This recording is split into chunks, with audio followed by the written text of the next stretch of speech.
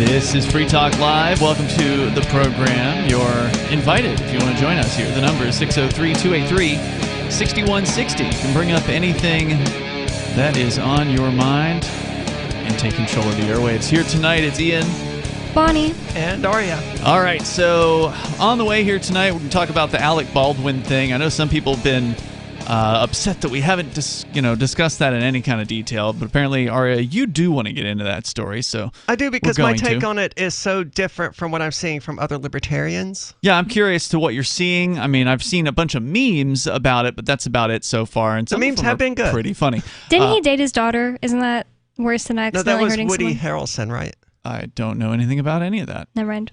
Or Woody Allen? Woody Allen, was that his daughter? Yeah, I mixed those people together. It was technically his daughter. It was his ex-wife's daughter. So she was his daughter for a while. I see. And then they broke up. Not his blood daughter. Exactly. Okay. So again, the number 603-283-6160. Also, Bonnie, you've got a story about Americans preferring smaller government, which sounds like a study or something like that. We can talk about that coming up here. But the story I wanted to lead out with here tonight is coming out of Toronto. We've definitely covered all kinds of disturbing news coming from various different parts of the world with this whole COVID crackdown. It was on the weekend on our Saturday show that I read not even the entirety of a series of posts from a guy in Lithuania just describing how Lithuania is the most, at least in his opinion, the most segregated of societies regarding COVID. Everything except for the smallest of local shops is completely restricted to only vaccinated people. There's vaccine passports that are mandatory. You have to show ID to get into every single store with a vaccine passport. And it's insane. It is absolutely insane. We didn't even get through the whole series of posts. You can't even order takeout. They won't deliver to your house unless you're vaccinated.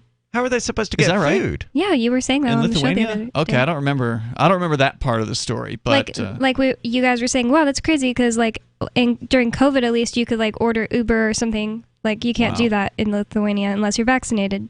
So, according to the other part of the world here, Canada, which is also one of the most restrictive places, at least in North America, as far as COVID restrictions is concerned, there's CTV News, which is, of course, the government. I believe that is the government news there, if I recall correctly. But CTV News Toronto. Students told not to speak during lunch to reduce the spread of COVID-19. And then in this story, they have a photograph of this dystopian image. I mean, government schools were already institutionalized when we went there.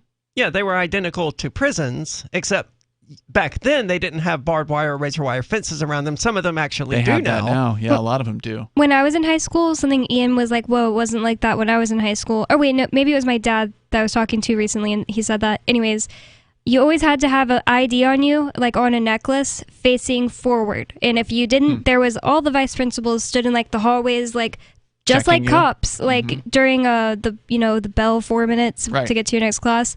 And if you weren't wearing it, you got pulled to the side. You had to sit there, miss parts of your class, getting written up and all this stuff. If you're I just don't have it, I left it. Then you had to I don't know how to temporary one or something. I remember it happened to me a couple times, but yeah, you miss parts of your class because you're not wearing your identification on you. Was there RFID in that badge? No. Do you know? Because that's also a thing now. Maybe it's a little bit newer than when you were in school. Or maybe they just didn't buy the system for your school. They're still testing them or whatever. But they would have these badges that you're talking about, but they'd have RFID in them, and that means that scanners would be able to pick up your location as you're going around. So when you walked into a classroom, it would automatically scan you in as being present. Wow. Yeah. Creepy. Mine did have, we all had numbers. You had your badge number. Student number. It would be so much easier to just take one of these RFID chips and just implant it under the student's skin or something. Oh, I'm sure they've been thinking about that too. They have to take baby steps to get there, sure. and that's certainly something they're working towards. But now in this photograph of what is a St. Barnabas Catholic school in Toronto, there's children sitting in class, of course, all wearing masks, and this is clearly an elementary age class. They've got the plexiglass three-sided barriers on their desks. So there's the side of the desk that they sit at. I thought that was just a South Park joke. No. Classrooms are actually doing that? No, it's real. Yeah, every single desk has this on it. I love how they're doing everything they can to destroy the myth that kids need public school because of, socialization. That's so true. Oh, yeah, exactly. Now they can't even speak at lunch. Parents of the school children in Toronto are expressing concern after their children were asked, they're not being asked, not to speak during lunch in an effort to curb transmission of COVID-19. Teresa Ostrom told CTV News Toronto that her child, who attends a public school in Scarborough, has been asked not to speak during the period in which they are unmasked and eating lunch. While the health and safety measure is meant to minimize aerosol transmission of the virus, some parents are concerned that the time usually meant for socialization is being replaced with screen time. Isn't it just meant for eating and people are just normal and socialization happens? Yeah, it's not meant for socialization. Now, silence.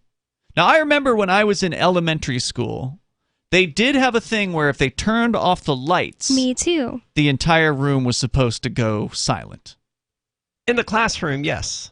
Well, this happened was also to me true in the lunchroom. In the lunchroom. Yep. And it wasn't just random. It was like, you guys are getting too loud. Then the people patrolling couldn't calm us down or whatever. Then the lights went off. Everybody had to be silent. So this is just the next step of that.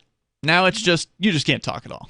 As soon as you enter the room, you can't talk, and I'm sure that you're not allowed to talk in the hallways, because if you can't talk at lunch, why would they let you talk in the hallways or during the class? In the hallway, they're still wearing their masks, right? They're still wearing them during lunch, I guess, until they sit down at the table would be my guess. And that's why they can't talk to one another, because they have their masks down, because obviously they're eating. Right, that's the argument the school is making. Lunch was the only time at school that I wasn't absolutely miserable and wanting to be anywhere else. Sure. Taking this away from kids is it's not going to help them. It's horrible. In their development into healthy adults. She says she didn't find out about the policy until she had a chance to meet her child's teacher face to face. She said, "My kid never mentioned it, so I was actually shocked. We were told that the kids were not permitted to speak while eating lunch because they removed their masks to eat." She says she feels so sad for the kids. They've missed out on so much, and especially so much unstructured socialization, which is what chatting with friends during lunch is. So it just seemed like one more thing taken away from them. If she feels so sorry for her kids, why is she not taking them out of the government schools? Yeah, I don't know how easy that is to do in Canada. Is homeschooling an option there? Is it heavily regulated? That's a good question. Questions I don't have the answer to. If you're in Canada or the what is Toronto? Is that Ontario province, I think? If you're in Ontario province and you want to weigh in on that, you're welcome to join us here at 603-283-6160. The Toronto School Board spokesbureaucrat Ryan Bird told CTV News that, quote, "Based on the advice of Toronto Public Health, we have required lunches to be brief and quiet." He says, so they shortened lunch as well? Apparently. So there's literally no reason for kids to want to be at school anymore. He says this guidance has been in place since September of 2020. So this has been like this for over a year, and this mom just found out. And the fact that her kid didn't say anything about it to me is so weird. Like, I would be complaining about that to my mom. He must hate her and just, not talk to her. Or that's just how obedient these kids have been trained to be. Like, it's just so normal to them that they just didn't even think to tell their parents until now. I think it's more likely that they just almost never see their parents because they're just at home playing video games or watching television or something, and their parents are just, doing whatever it is parents do when they don't spend time with their children. So, let's see what else. Another TDSB parent said her child, who's currently in 3rd grade at a different school, is often made to watch a movie during lunchtime so the kids aren't moving around and talking while eating. School board teacher asked not to be identified told CTV Toronto that they, quote, "often play a short educational TV show or learning video while kids eat their lunches. They don't feel hindered, and they know that we try not to talk when our masks are off for respect and safety of everyone." Well, what turned me on to this particular story is the post of an actual parent who was asked, "Is this true?" and then spoke about the experience with the person that sits in the lunchroom or stands in the lunchroom called the lunch monitor. And we'll tell you what those experiences are like coming up here in moments. This is Free Talk Live. Are you tired of governments murdering people around the world? Stop using their money. There is an alternative. Bitcoin is a stateless, free market, non-political currency. Bitcoin cannot be inflated or controlled by any government. By using their money, you're helping the state. Stop doing it. You have an incredible alternative available now. Learn it, use it, spread it. Get started with Bitcoin at Bitcoin.com. That's Bitcoin.com. Do you feel like your nation, state, or community no longer holds your values? Have you dreamt of a place where people agree that liberty is important and are free to pursue their projects so long as they respect the property of others? There are many people just like you that are discovering freeprivatecities.com. Their social media links are at the upper right of the page at freeprivatecities.com. All skill levels will be needed when the first of the Free Private Cities opens. It's sooner than you think. Stop arguing and build. freeprivatecities.com. Breaking weather news. Belize is sunny and around 82 degrees every day this week. What's the forecast for your life? If current politics and economic prospects are cramping your freedom, escape to the tropics. ECI Development has affordable second homes for you to own or rent in Belize and other tropical countries. Places with stable governments and growing economies. Secure your freedom now. To find out more, send an email to ftl@ecidevelopment.com. Brute force, intransigent defiance, adamantine will. These are the hallmarks of the AI tank. These gigantic machines have the firepower of an army, but they also have their own sense of honor and duty. When the world breakers arrive, battle will be joined, planets will shake, and war and peace will never be the same again. World Breakers. Stories from David Weber, Larry Correia, and more. Available August 3rd from BaneBooks.com. If you're looking for work, you know the math. There are many more applicants than openings, so you need to stand out, not blend into the blah, blah, blah your interviewer is hearing from your competition. Here's a tip. In your interview, you will be judged more by the questions you ask than the answers you give. Yes, do anticipate the obvious job interview questions and prepare concise, insightful, glass-half-full sounding responses. And you should interview your interviewer. Seem genuinely curious about what will help get results. With money and attention so scarce now, effective communication skills have never been more important. You want to cut through the clutter. For more tips for job seekers and making all the other conversations you have more productive, hit survivalspeech.com. I'm Holland Cook. What if you want to hear the latest episode of Free Talk Live, but all you have is your phone, you forgot to download our archive, and you have no data connection? You can call our Listen line at 641-793-0191. That's a long-distance number, so you may incur charges. If not, listen as long as you want. 641-793-0191. The Free Talk Live Listen line, 641-793-0191. There are basically two types of advertising, direct response and branding. Radio's great for direct response with its low cost to listener ratio, but audio can't be beat for branding, which is a longer-term endeavor. You want to be the first thing that someone thinks of when they think about your product or service. If you have a local business that you want kept top of mind in your community, call the station. If you need national reach, Free Talk Live's got around 200 radio stations, millions of monthly listening sessions, can suit all budgets, and if we don't think we're right for you, we'll tell you. Email me, mark@freetalklive.com. You can help spread the ideas of liberty with our Patreon for just $5 per month at amps.freetalklive.com.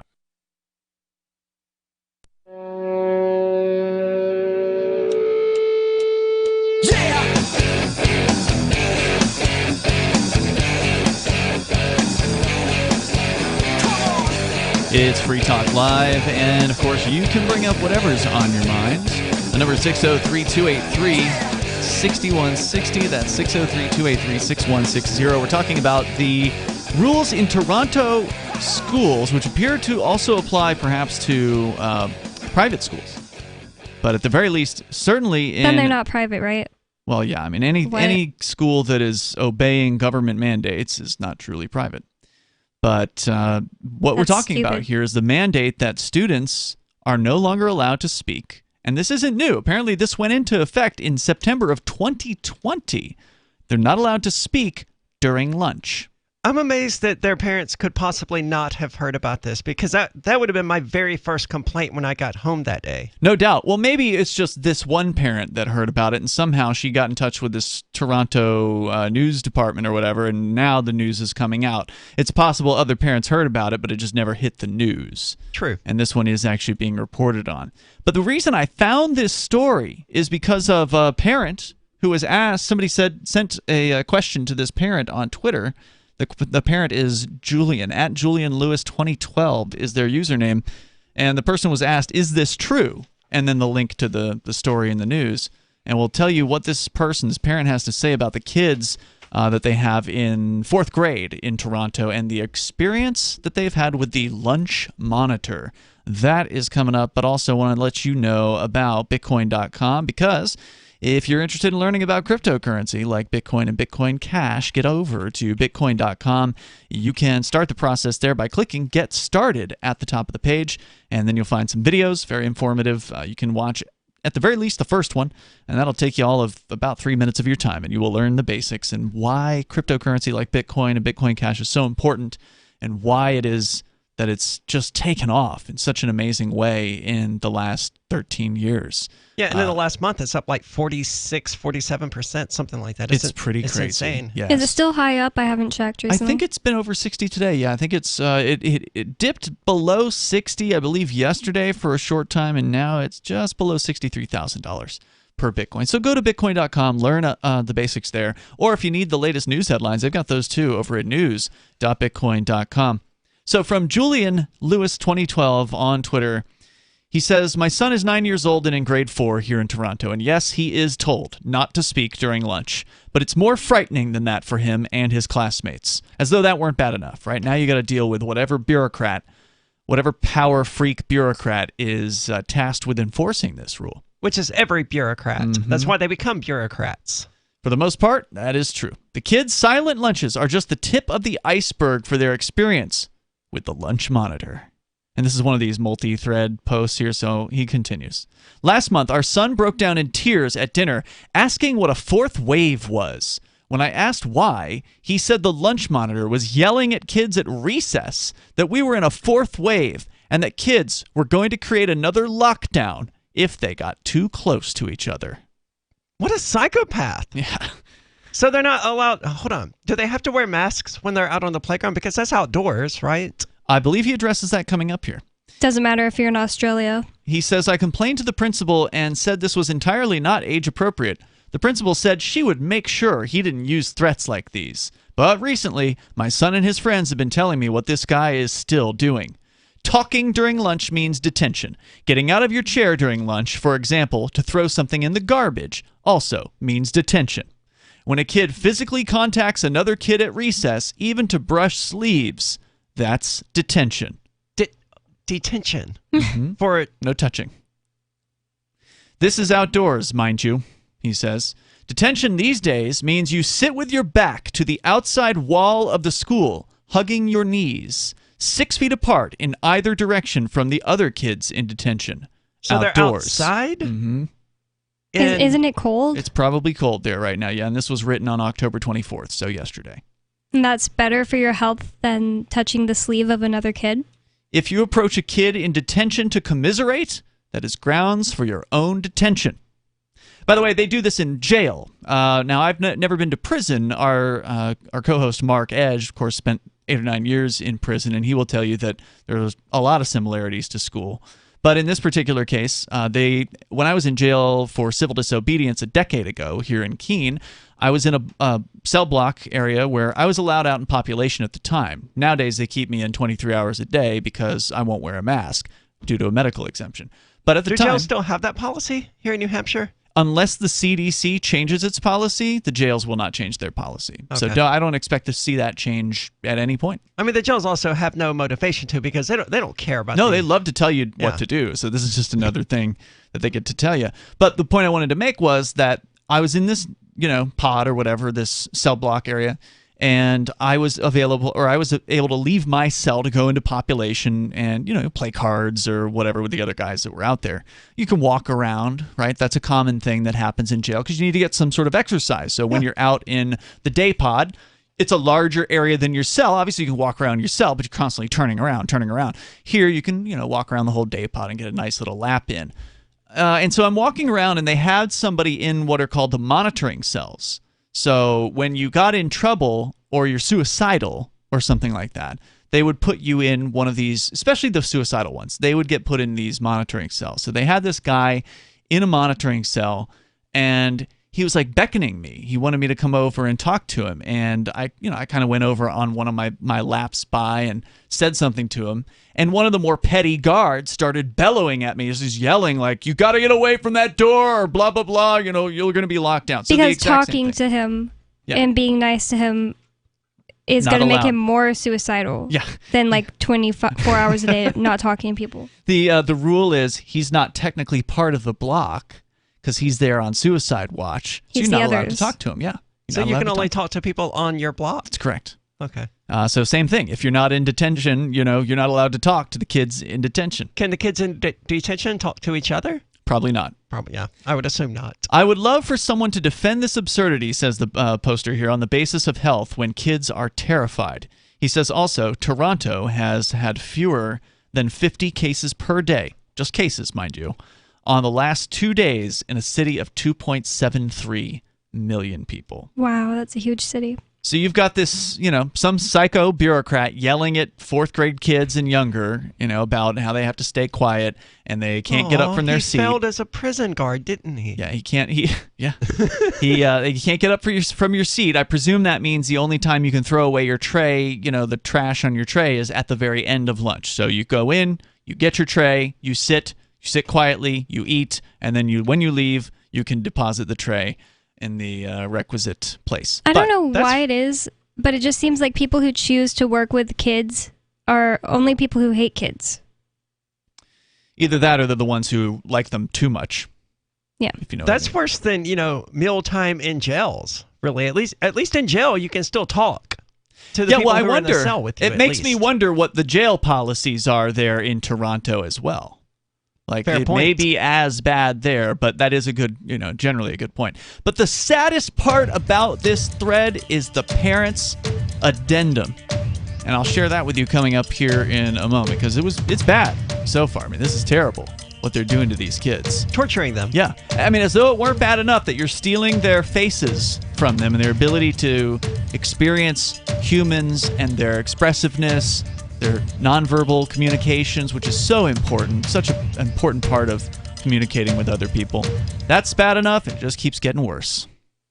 Free Talk Live's video archives have been on LBRY for years. LBRY is an uncensorable, decentralized, blockchain-based media sharing protocol, and we're big fans of it here on Free Talk Live. In 2020, LBRY launched Odysee, a video sharing website to compete with YouTube, and it's really taking off, now with over 1 million channels, many of whom are disaffected YouTube creators. During YouTube's crackdown for not towing the government line on COVID, the Free Talk Live YouTube channel started receiving strikes and could be completely taken down at any moment. Thankfully, Odysee started offering live streaming, so we're now streaming live every night and posting our video archives permanently to Odysee. You can watch live or anytime on our Odysee channel by visiting video.freetalklive.com. If you want to go all in, download the desktop app at lbry.com, and then every video archive you watch, you'll help seed and keep it online forever. At minimum, we ask you visit video.freetalklive.com and follow us on Odysee today. video.freetalklive.com. From Feature Story News in Washington, I'm Nick Harper. The United Nations has led international condemnation against the coup in Sudan. Military leaders have arrested political leaders in the capital Khartoum. Meanwhile, the United States is suspending $700 million in aid to Sudan as a result of the military takeover, as FSN's Sarah Walton reports from the UNHQ in New York. In a statement, the UN Secretary-General Antonio Guterres said he strongly condemns the ongoing military coup and all actions that could jeopardize Sudan's political transition and stability. He described the unlawful detention of the Prime Minister, government officials and politicians as unacceptable. It's thought several people have been killed and protests are taking place in the Sudanese capital. The coup follows years of political infighting after the previous ruler, Omar al-Bashir, was overthrown 3 years ago. Volker Perthes, the UN Special Representative for Sudan, says roads in and out of Khartoum have been closed, as well as the airport, and the situation on the ground is very fluid. Authorities are continuing to investigate the death of cinematographer Helena Hutchins on the movie set in New Mexico. She died, and the movie's director was wounded after actor Alec Baldwin fired a gun being used as a prop. FSN's Rachel Silverman has this report.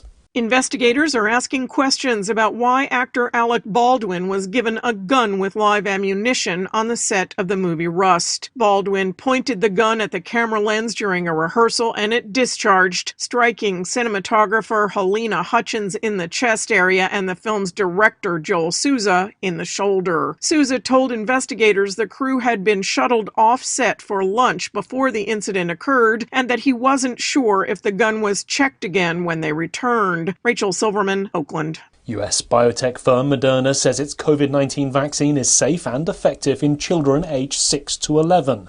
It comes the day before US government advisors vote on whether to authorise the Pfizer vaccine in children aged 5 to 11, meaning that age group could receive a vaccine as early as next month. In business news, the Dow Jones and S&P 500 hit record highs on Monday thanks to a big day for the tech sector. It comes as the biggest players in the industry are set to release quarterly earnings results throughout the trading week, as FSN's William Denslow reports from New York. According to analysts, more than 80% of companies that have posted earnings so far this quarter have beaten expectations. That sparked a rally on Wall Street last week, and investor optimism carried into Monday's trading. This week, tech giants including Amazon, Apple, Microsoft and Alphabet are all slated to release quarterly figures. At the close of trading Monday, the Dow and S&P closed up 0.2% and 0.5% respectively to hit fresh record highs, while the Nasdaq ended the day up 0.9%.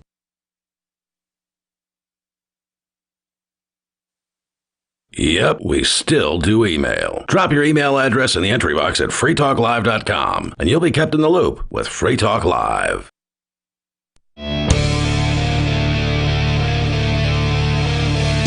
This is Free Talk Live. You can bring up whatever you want here. The number is 603-283-6160. And how bad is it if you still have your kids in government school? How bad is it there? If you want to tell your story, you're welcome to join us here. Although, if you actually care about your kids, you really ought to figure out a way to get them the hell out of there. I understand that it's, a pain in the butt to figure out alternatives to... Well, get your state to do what New Hampshire did. Which was take that money that they would otherwise spend on the public education for your kid and give it to you directly so you can choose how to educate your child. Or if you're a liberty-minded person, just migrate to New Hampshire, and then you'll actually have a large homeschooling group that you can connect with, and because that's always the big excuse. And you touched on this earlier, Aria, is that whenever you bring up getting kids out of government school with somebody who supports them, they say, oh, well, it's all about socialization. Well, now you can't even talk at lunchtime. I was homeschooled kindergarten to 3rd grade, and once I got into 3rd grade, everybody was always commenting that I was such a social butterfly. Like, everybody was always saying that about me, like my teacher, my parents. Meaning that you liked to socialize? That you weren't? That I was, like, friends with everybody. I was just, like, really social as a 3rd grader. Did they ever... I was, just out of, apparently... non-socialization land, and I was more social than the other kids. But did your parents ever take you to like a homeschool event or like a field trip or my something? My mom does not like making friends with other people, but I was always at church, and then I always had siblings. So you had opportunities. And played outside with people on the street. And that's the thing. The homeschoolers understand that socializing is important, so they make a point. They seem to understand it better than non-homeschoolers understand. They make a point to do that, to give their kids opportunities for that.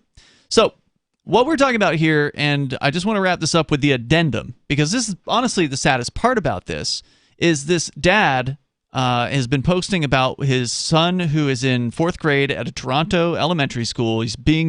Apparently he has not been allowed to speak at lunch for more than a year.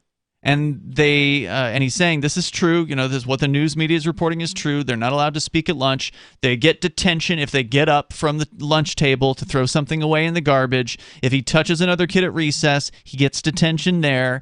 The hall monitor or the lunch monitor is incredibly tyrannical. But the worst part is this. He says, to those suggesting we pull my son out of school, that is the very last thing we will do. He has already gone through too much time away from friends and on screens. Instead, I'll advocate for his class, but absolutely no way are we pulling him out. You could just pull him out and then invite his friends over to your house to socialize with him, to hang out with him, because he's not getting that at school. Yeah, how is he even getting socialization or time with his friends at school? It doesn't sound like it. I don't understand why this person would post. I mean, it's just the absurdity of that position of, oh, it's so bad, look how bad it is. But no, we must stay. We must stay and fight. We must go down to the school board meetings and we must argue our case and try and spend hours and hours, thousands of hours of our lives to lobby these senseless bureaucrats into some semblance of sanity again. I mean, why? Exactly. You're making the same point I'm thinking of. It's just like every other person who thinks you can reform the system instead of realizing the system is the problem. Yeah, and it's as simple as getting out. And it sounds like it might be an option for him, right? Like he's saying he's not going to do that. So in theory, he should be able to do that. I think it just speaks to how literally insane this person is. He spends all this time describing how bad this situation is and then says, I'm not going to... He's been through enough. Right. So I'm going to leave him in this bad torture situation. Camp. Let's leave the kid in the torture camp because at least then he's with his friends. Yes, but he's been through enough, so let's leave him in the torture camp. I mean, how bad does it actually have to be? If they started waterboarding this kid... At least he'd be with his friends. Right. Would the dad be like, well, at least he's in the same room being tortured with his friends? I mean, we wouldn't want to have him sitting here at home by himself. That's so much worse. I mean, really, at what line does it have to cross before this guy is willing to pull his kid out of these schools? Because to me, like, that line was 20 years ago. It was definitely at the point where the guy was yelling at the kid saying, you're causing the fourth wave. Yeah, the kid came home terrified. Right. The kid was afraid that they were going to, by speaking at lunch, that they were going to cause the next wave of COVID and create a lockdown, that it would be their fault, is what they were told by the lunch monitor, that the lockdowns that would be coming would be because they spoke at lunch. Kids who don't have COVID most likely and aren't at risk talking to each other. And this dad wants to keep his kid in this school. To me, that's the most tragic aspect of this. It is, man. It's insanity. You need to ask yourself this, parents. What is it that your kids aren't telling you about? If you're still sending your kids to these government schools, what are you missing? What policies are being enforced with you have no knowledge of? You have no idea. And if they're anything like most parents, you ask your kid how their day was at school, and they just go, fine. And that's it. I've done that. Yeah, I did that all the time growing up. Never gave a real answer. And the real answer was, sucked. Yeah, absolutely horrible. I would rather be doing anything else with my time. Right. I did the same thing, and I think about this. I've been thinking about my elementary school experience a lot recently because some things have just been like popping up in my mind without me even meaning to remember them. But anyways, like I think that most kids just get home, they just forget about their day because like it's over and I get to climb my trees. Like that's what I would do. I would go home and be like, throw my backpack on the floor and go outside and climb trees, and I just wasn't even thinking about everything that happened to me. So if my parents were like, what happened? I would just be like, well, you didn't remember. Yeah, literally you don't remember. You don't remember blocking it out. The teachers like sitting there, I'll wait, and then they, make you not talk for 10 minutes, and so or annoying, punishing an entire class for what one person does. Yeah, you don't really remember that. It's like you suddenly forget because it's so normal. Well, yeah, but it's also like traumatic, right? Like that's why you put it out of your mind. You don't want, that's not something that's worth remembering. Why would you want to, engage in playing that back over and over again or storing it? Yeah, I don't remember much from school anyway, but my father was definitely never the type to be like, how was your day at school? So I wouldn't have, and even if he had, I wouldn't have given an honest answer if school sucked. It would be so, you would think that it was so normal because to kids, teachers are just like a given. Like you wouldn't be like, the teachers are doing this to me. You would be like, that's what teachers do. Why would I mention it? Like kind of without even thinking about it. Yeah, it's sick. So, I mean, that's the end of that story. I just thought it was just absolutely sad. And I mean, this father is as sick as the administration that he's criticizing. Like he can see the things that are wrong, but he's not willing to do anything about it. I mean, how? Well, he wants to write a letter to the school board or something. Probably. I'm sorry, that doesn't count as doing something. It's like these libertarians on Twitter over the last few days. This guy who's like a libertarian podcaster, his name's Reed Coverdale. He's like a trucker and he does a podcast. He got banned off of Twitter. And, he had, 20,000 plus followers, maybe more than that. He built a big following there and poof. Gone. It's gone. Yep. Now, maybe they'll let him back. Maybe they won't. I don't know. It says suspended on his account. But all these libertarians are like writing posts, tagging Twitter support, and begging for Twitter to let this guy off of his ban. And it's just like, guys, spend your time building the alternatives. Or just join one of the alternatives that already exist. Yeah, well, we've got one. It's social.freetalklive.com, and we followed in the footsteps of Liberdon, of course, the first libertarian Mastodon server. These alternatives do exist, and if you don't like them, you can launch your own. Mastodon is a decentralized, federated system that is open source and self-hosted, and it works very, very well. It basically completely apes what Twitter does, except without Twitter. Without having some sort of big tech platform hanging an axe over your head and threatening to destroy everything that you've created, because they're not your followers. They're Twitter's followers, and they will take them away from you if they feel like it. Yeah, it happens with YouTube, Twitter, Facebook, and happens with all of these places all of the time. And there are decentralized alternatives where you don't have to risk losing your entire livelihood for some of these people at the whims of Jack Dorsey or Mark Zuckerberg. Was that the Reed Coverdale guy's an only platform he's on / way he's making his money? Because if he's only got 20,000 followers, he's probably not making a lot of money through it. I think he's on Facebook as well, but I was looking to try to find an email address for him because I wanted to invite him on LRN as one of the podcasts, but couldn't find an email for him. The only way, unfortunate. Yeah, it was the only way I could possibly reach him would have been to send him a message on Twitter. And that's not an option now. Again, another reason to not rely on these big tech platforms. So anyway, more coming up here. Arya, you want to talk about Alec Baldwin? Apparently, he shot somebody He shot 2 people. Apparently an accident. We'll talk about it coming up. More coming on the way.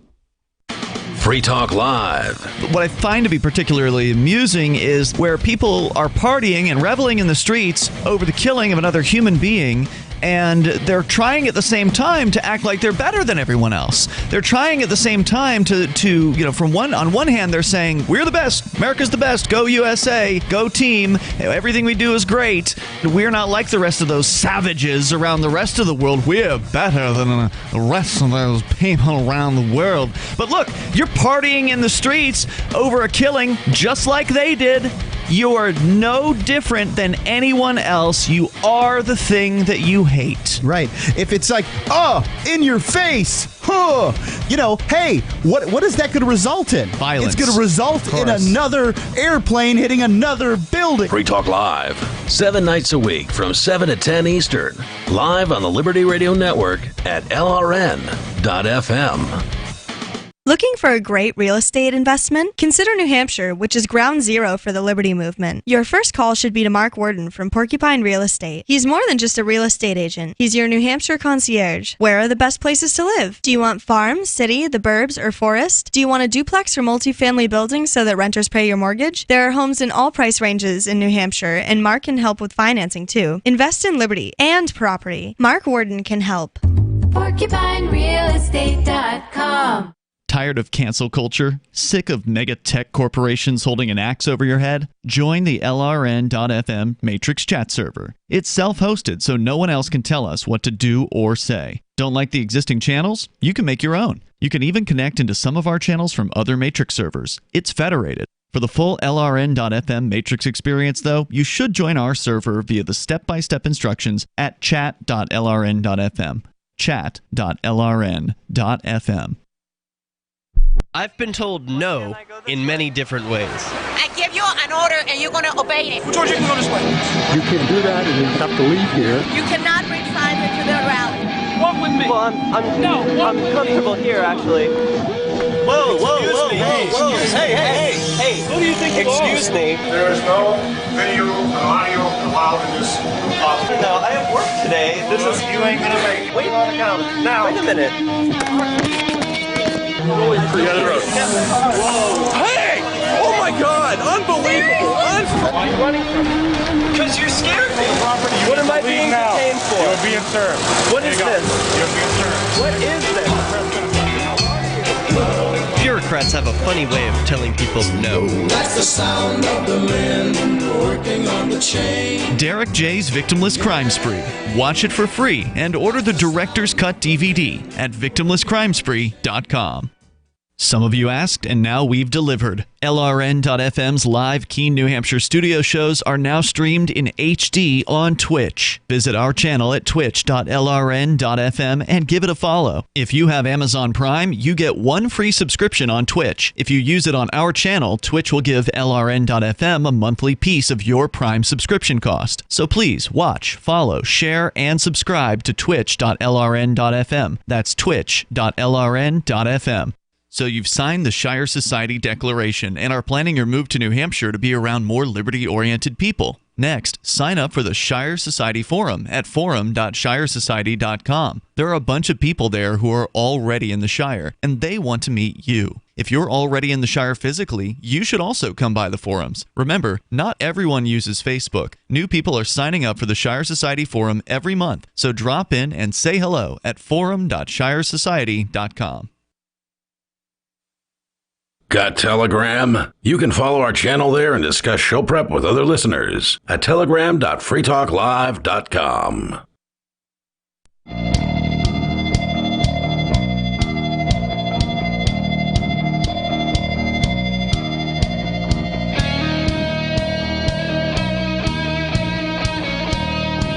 It's Free Talk Live. Open phones here if you want to join in. The number 603-283-6160.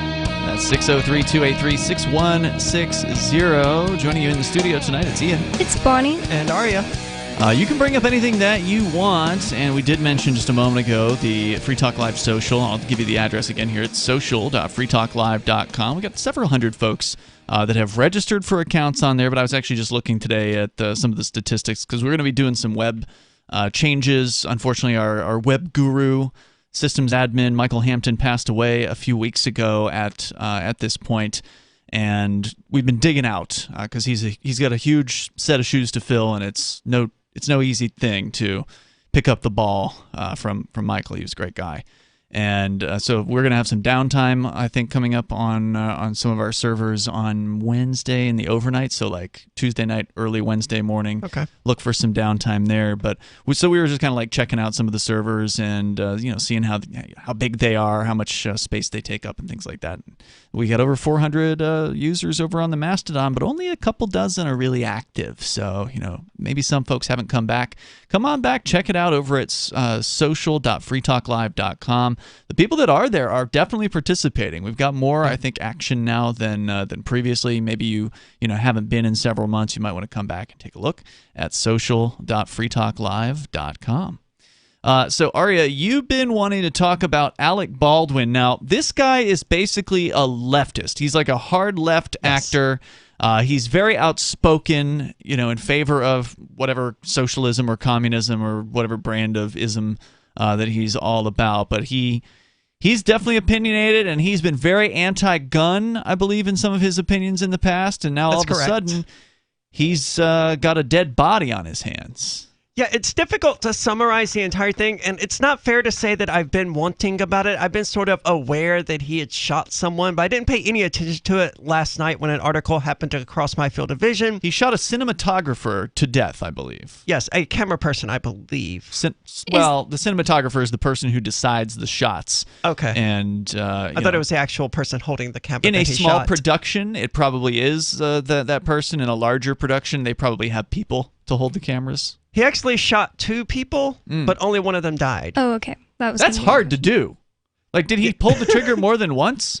No, just one bullet. Wow. So, yeah. It was a real bullet? Because I heard it was a fake gun. No, it was a real gun and a real bullet. And I understand that, real guns are commonly used on sets because they're generally cheaper than fake guns and things like that. That's its own issue. But they usually put blanks in these guns, right? Why put anything in them? Yeah, why put anything? You can add all of this in special effects. Yes. Yeah. So there was never any reason to use a blank in the first place, and there's never ever a reason that a live round should have been anywhere near this set. Yeah, I remember years ago, do you remember The Crow?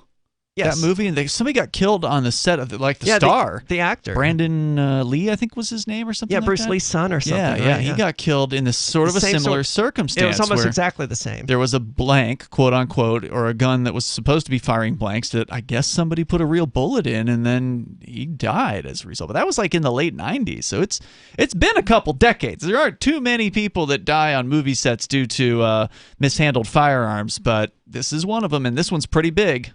It is, so...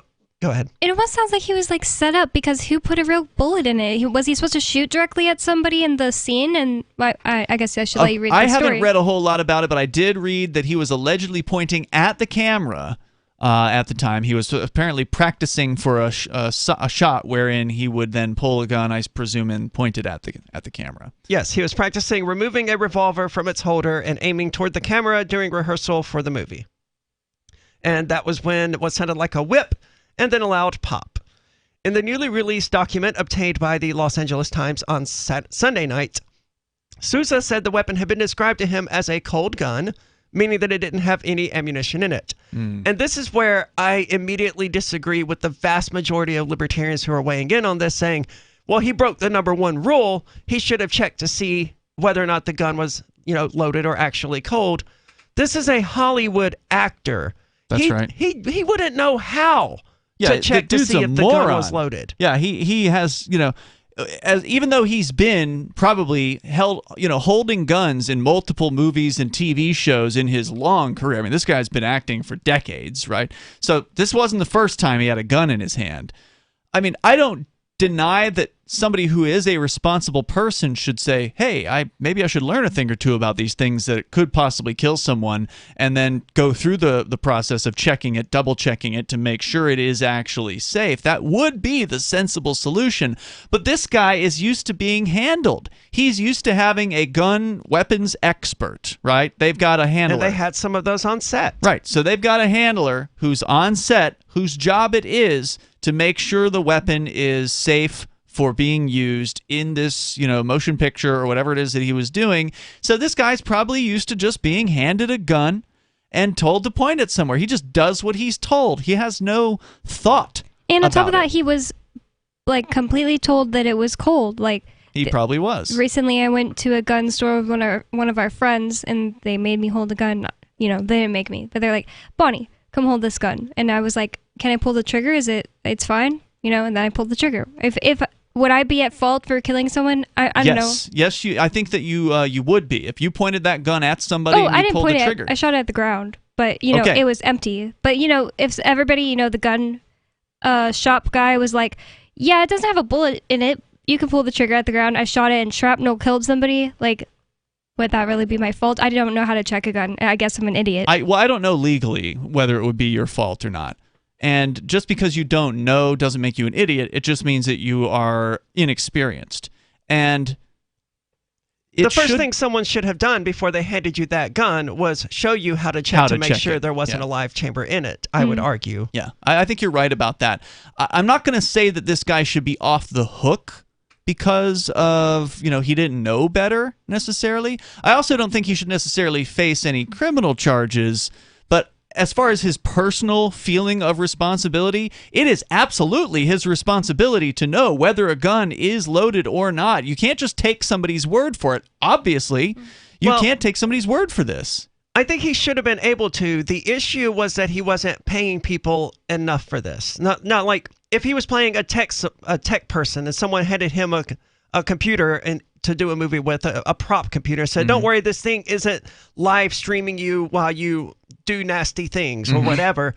I wouldn't expect him to have the knowledge to be able to verify that. That's what he hires people for. So if something happened as a result of him using that computer, I really don't think he would be personally responsible for it as much as the handler would have been. That said, Alec Baldwin did point the trigger and did point the gun at someone, pull the trigger, and kill someone. Yeah. He is responsible for doing that, but the way I see it, his responsibility comes in not as the person who pulled the trigger, but in who created the circumstances that were so unsafe, because they had I think 3 other live rounds fired on this set before this had even happened. He What? Yes.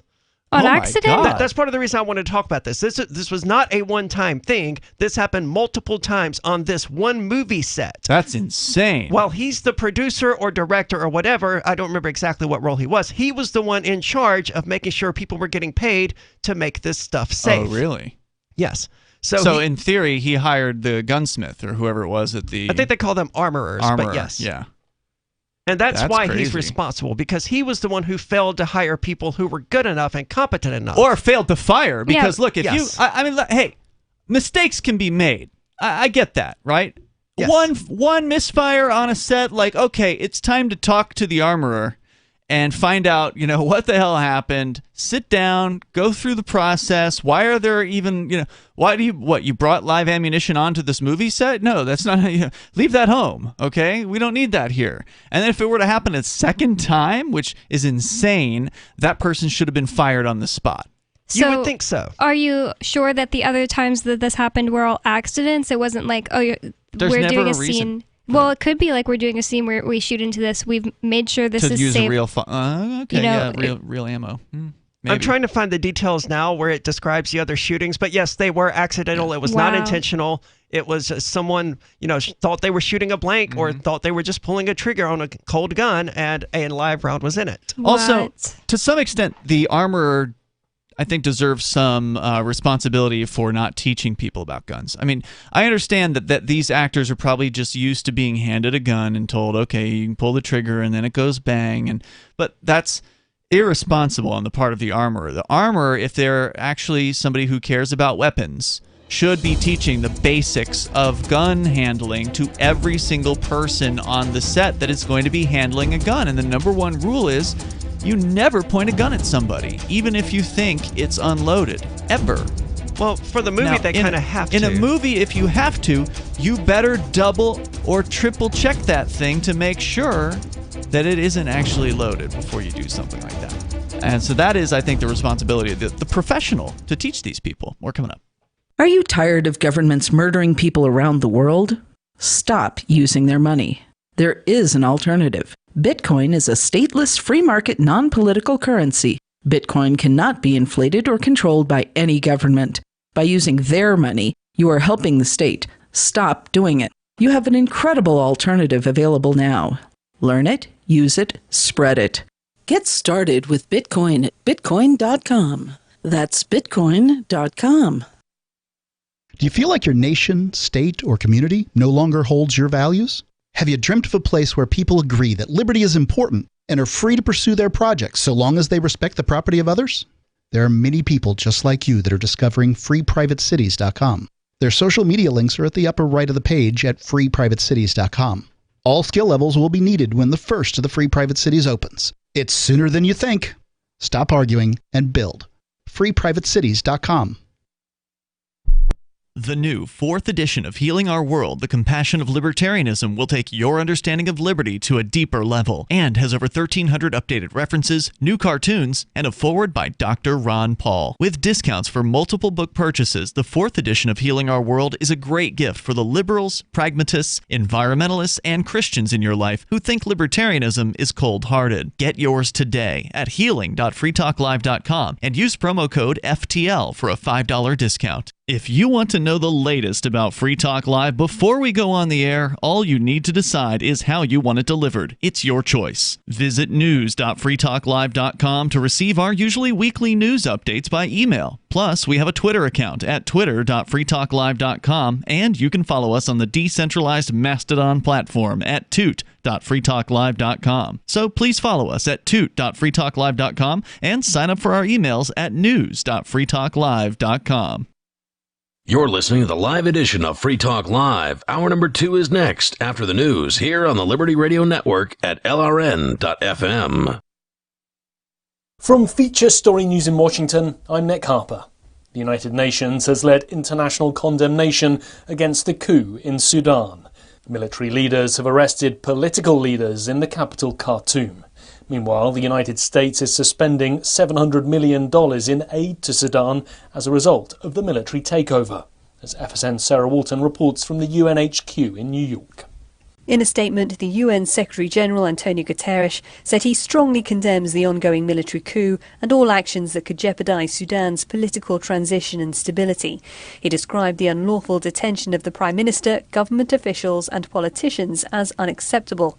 It's thought several people have been killed and protests are taking place in the Sudanese capital. The coup follows years of political infighting after the previous ruler, Omar al-Bashir, was overthrown 3 years ago. Volker Perthes, the UN Special Representative for Sudan, says roads in and out of Khartoum have been closed, as well as the airport, and the situation on the ground is very fluid. Authorities are continuing to investigate the death of cinematographer Helena Hutchins on the movie set in New Mexico. She died and the movie's director was wounded after actor Alec Baldwin fired a gun being used as a prop. FSN's Rachel Silverman has this report. Investigators are asking questions about why actor Alec Baldwin was given a gun with live ammunition on the set of the movie Rust. Baldwin pointed the gun at the camera lens during a rehearsal and it discharged, striking cinematographer Helena Hutchins in the chest area and the film's director Joel Souza in the shoulder. Souza told investigators the crew had been shuttled off set for lunch before the incident occurred and that he wasn't sure if the gun was checked again when they returned. Rachel Silverman, Oakland. US biotech firm Moderna says its COVID-19 vaccine is safe and effective in children aged 6 to 11. It comes the day before US government advisors vote on whether to authorise the Pfizer vaccine in children aged 5 to 11, meaning that age group could receive a vaccine as early as next month. In business news, the Dow Jones and S&P 500 hit record highs on Monday thanks to a big day for the tech sector. It comes as the biggest players in the industry are set to release quarterly earnings results throughout the trading week, as FSN's William Denslow reports from New York.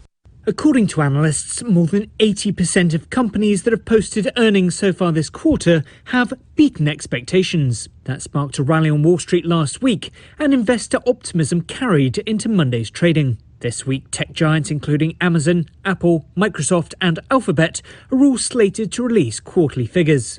At the close of trading Monday, the Dow and S&P closed up 0.2% and 0.5% respectively to hit fresh record highs, while the Nasdaq ended the day up 0.9%. From Bureaus Worldwide, this is FSN. With FSN Spotlight, I'm Simon Marks. Naftali Bennett has held his first face-to-face meeting as Israeli Prime Minister with Russian President Vladimir Putin. The two men met in the southern Russian resort of Sochi over the weekend, with the Russian leader saying that he hopes to continue the positive relationship he forged with former Israeli Prime Minister Benjamin Netanyahu. This is one of the more intriguing meetings and sort of diplomatic relationships taking place at the moment. Analyst Bob McMahon with the New York-based Council on Foreign Relations says the ongoing conflict in Syria is central to both nations' interests. It's been often noted that Israel and Russia maintain regular contacts about Syria because they both are active militarily there. Israel to make sure there are no threats from Syrian soil, especially coming from Iran or its proxies towards Israel, and Russia as a chief ally of the Syrian regime, which it has been since 2015. Russia has also lent it air defense systems that could be quite effective against any Israeli strikes as well. So there's a great deal of coordination that needs to happen between those two countries in Syria. Also discussed over the weekend, Iran. Israel fervently opposes Tehran's nuclear aspirations, but Russia continues to offer Iran advice and assistance on the construction and maintenance of nuclear power plants. The Israelis fear that could entail dual-use technologies that the Iranians could use for military purposes. With FSN Spotlight, I'm Simon Marks. And the main news again, the United Nations has led international condemnation against the coup in Sudan. Authorities are continuing to investigate the death of a cinematographer on a movie set in New Mexico. US biotech firm Moderna says its COVID-19 vaccine is safe for children aged 6 to 11, and the Dow Jones and S&P 500 hit record highs on Monday thanks to a big day for the tech sector. There's more from us on Twitter at Feature Story. That's Feature Story News. Nick Harper reporting. As Sao Paulo struggled to dig out after last week's devastating earthquake, I'm just praying. I'm just praying and helping. One group was left with no one to care for them. There is nowhere for these homeless dogs to go. There is no food to give them. There is no clean water. These dogs are gonna starve to death. I have to do the humane thing. I have to put these dogs down. O'Brady Shaw is the only journalist compassionate enough to do what has to be done. Put down 50 or 60 dogs today. I didn't want to. Let me help you! But their fate would have been much worse if I hadn't done it. It's better this way. O'Brady Shaw goes where other reporters won't and does the jobs other reporters can't. I'm so sorry. I'm so sorry. Gut Check with O'Brady Shaw. Live from Sao Paulo, tomorrow night, only on the Onion News Network.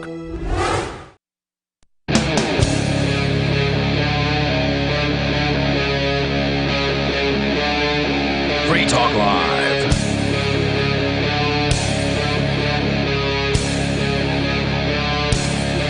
This is Free Talk Live. We're kicking off the second hour of the program. You're invited if you want to join us here. Of course, the number 603-283-6160. That's 603-283-6160. We're talking about the Alec Baldwin situation where apparently he fired a gun on set and it pierced two people's bodies. One of them died as a result. Which raises other questions now that I'm thinking about it. It's not just why was there a live round in there, why wasn't the safety on? Oh, it was a revolver. Never mind. Sorry. Oh, was it a revolver? Yes, I forgot that detail. Okay. Never mind. Disregard that question. But the internet's already over what I just said, so moving right along. Well, and there are still some questions. I mean, from what I heard, again, I don't know how true these reports are, but the report that I saw said he was practicing. He was practicing pulling it from its holster, yes. A scene in which he would pull the gun from its holster and point it at the camera. And again, the issue, I think, primarily lies with two people. One, the armorer, for not explaining to somebody that is... Whenever you give a gun to somebody, you got to tell them the basics. And the basics, one of the basic rules of holding a gun is you never point it at somebody. Now, as you say, Arya, it's a movie set, so it's part of the job to point it. So you should at least be aware that you're breaking the primary rule of guns. And this was a revolver, so it would have taken the armorer a whole 5 seconds to show Alec Baldwin how to open it and make sure there were no live rounds in it. Yeah. That's one thing. Was he supposed to just be pulling it out of his holster and pointing it, and like he accidentally pulled the trigger, or was he supposed to be shooting it? That's the other thing I wanted to ask about. Yeah, because if you've got a revolver, okay, and I know a thing or two. I've shot a few guns in my time. Sure. I've been to multiple gun ranges, and I've fired a revolver, and I know that unless you pull that hammer back and cock the hammer into a ready-to-fire position, you got to pull that trigger. Unless you do that, you got to pull that trigger all the way through a long trigger pull, because when you pull a trigger of a revolver when the hammer's not cocked back, you are cocking the hammer back with part of that trigger pull, and then it fires forward. But if you pull the hammer back and cock the hammer back, then a very light touch can trigger the fire. Okay, I was going to ask, that was basically the point I was going to bring up. I was going to say, I've never shot a revolver, but I know that the guns I have shot, I don't even know what they were, but they were very hard to, you had to really try to pull them. Then that probably was a revolver, because most... No, it wasn't a revolver, it was long. Oh, a rifle, okay. Well, like a semi-auto pistol or something like that, they're usually very, very short, just like a touch will send that trigger, send the gun firing. And so he not only pointed a gun at somebody, which is, rule number one, you're not supposed to do that. So, okay, you broke the first rule. The second rule is you sure as hell shouldn't pull the damn trigger when you point the gun at somebody. Yeah, it's unclear how he managed to... If you're a movie star. Pull the trigger. But, well, usually you put your finger in the trigger guard and you apply pressure. That's usually how it happens. I'm assuming he didn't mean to do it, though. Well, then again, this is another rule, and you'll see the Hollywood people violate this rule all the time, which is one of the standard rules of holding a weapon is until you are ready to pull that trigger, you keep your finger outside of the trigger guard. You point your finger forward, and then that way, when you're ready to fire, you just slip it into the trigger guard, and then you can pull the trigger. Oh, yeah, true. You keep it outside of the trigger guard because, well, if it's inside the trigger guard, anything can happen to where you accidentally I don't know, you twitch or something like that, and then you blew your friend's head off or something like that.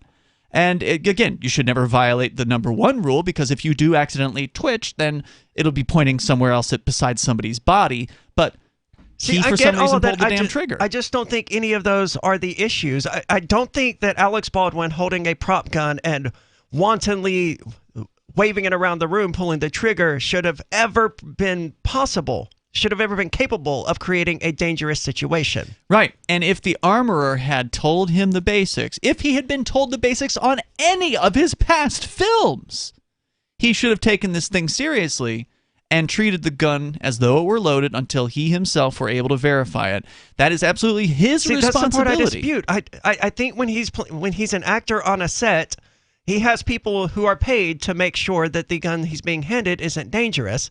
I don't see any reason why he shouldn't be able to trust that judgment and just wave it around the room, pulling the trigger if he wants.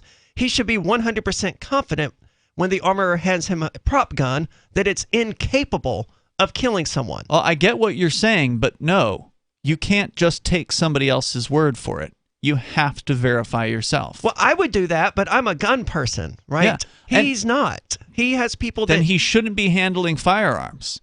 If you don't understand the basics about guns, and again, this is a failure of either every single armorer that's ever talked to this guy in 3 or 4 decades of making movies, or it's his fault for ignoring whatever it is. Because I presume somebody at some point told him, here, Alec, here's what you do. You just rack the slide back, or in the case of a revolver, you just press this little button on the side, and you can open the thing up, make sure everything's okay, or whatever.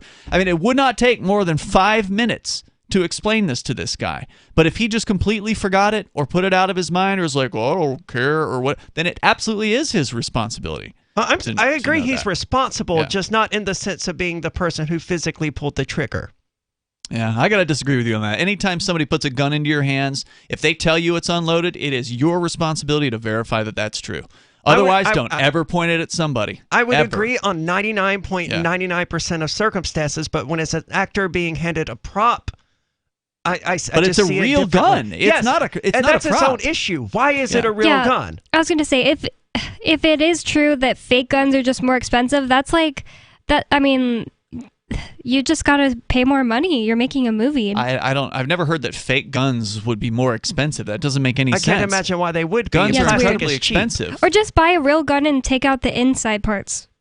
Also, perfectly acceptable solution. They have airsoft guns, like there are other alternatives. Even those you still shouldn't point at somebody. Let's go to your calls and thoughts here. We got Domster. He's on the line in Ohio. You can bring up whatever's on your mind. Domster, go ahead. Hey, guys. First of all, just to add to what you said, I feel like that's the dictionary definition of manslaughter, isn't it? It's not really intentional per se, and it wasn't intentional, but wasn't premeditated. He was still killed. Yeah, I think you might be right about that. Yeah.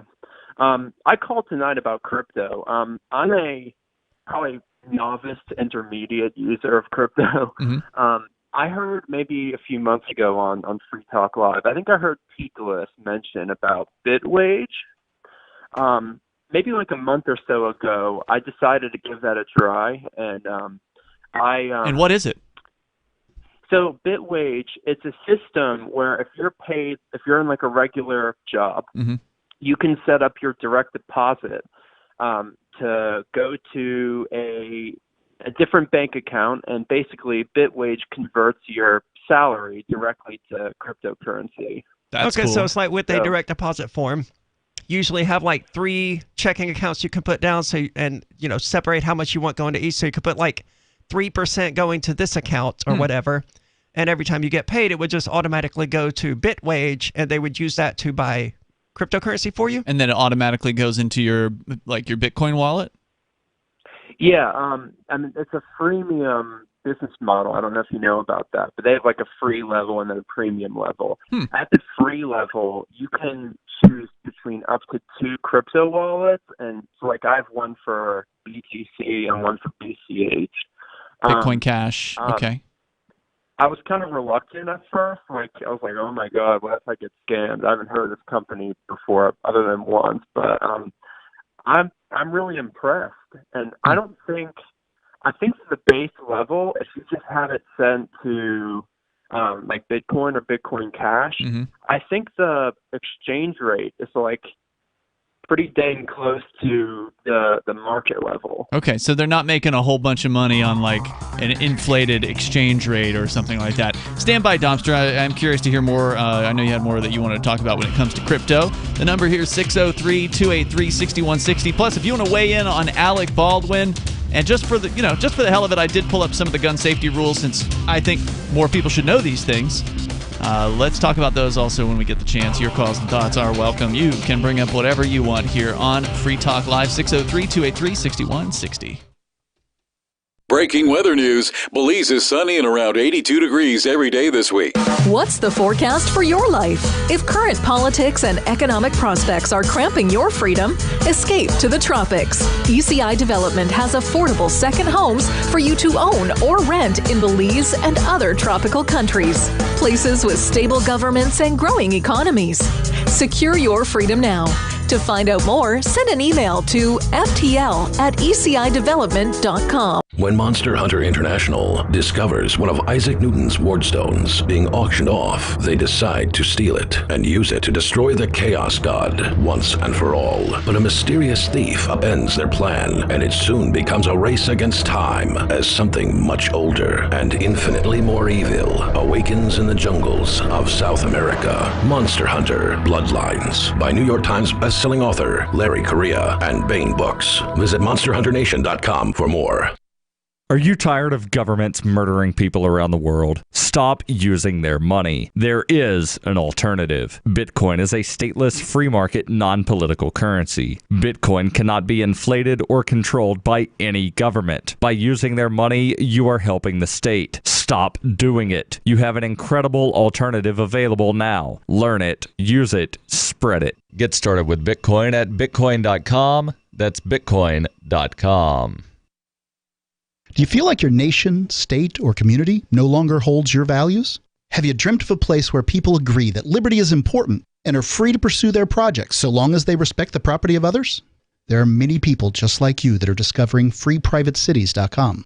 Their social media links are at the upper right of the page at freeprivatecities.com. All skill levels will be needed when the first of the Free Private Cities opens. It's sooner than you think. Stop arguing and build. freeprivatecities.com. On Free Talk Live, we're bringing people to the ideas of liberty every day. From wrestling superstars like Glenn Jacobs. You guys really are having an impact, I believe. Like I said, a lot of where I am now is due to listening to Free Talk Live. You changed my mind on some very important issues years ago. To random people tuning in on the radio. I was kind of stuck in the left-right paradigm. I heard your show by chance on a Saturday night. From there, I went on, joined the Free State Project, and become an amplifier. So, I mean, that's really the reason why I amp is because I know that if it wasn't for you guys being on as many stations as you are, I never would have found the ideas of liberty. You can help more people hear the message of liberty by joining Free Talk Live's AMPS program on Patreon for as little as $5 a month. And you'll get access to special perks. Visit amps.freetalklive.com, amps.freetalklive.com. The LRN.FM's social media channels have been revamped. We've eliminated Facebook and focused on other platforms like Twitter and Mastodon, the decentralized alternative to Twitter. On our accounts, you'll find posts from multiple LRN.FM show hosts together in one place. Follow us on Twitter at twitter.lrn.fm, or better yet, move to the decentralized Mastodon social media platform at toot.lrn.fm, toot.lrn.fm. I think you'll like it. Are you tired of your taxes funding endless occupations around the world? Antiwar.com is run by people who understand that wars abroad become wars at home, wars on our freedoms. Antiwar.com is dedicated to bringing you the latest in news, views, interviews, and reviews from the top movers and shakers in the anti-occupation movement. Antiwar.com has it all, from thorough foreign policy analysis to interviews with whistleblowers who used to run the military-industrial complex. Anti-war, pro-free market. That's antiwar.com. Our Matrix server is about as free as internet chat can be. Join the existing rooms or create your own at chat.freetalklive.com.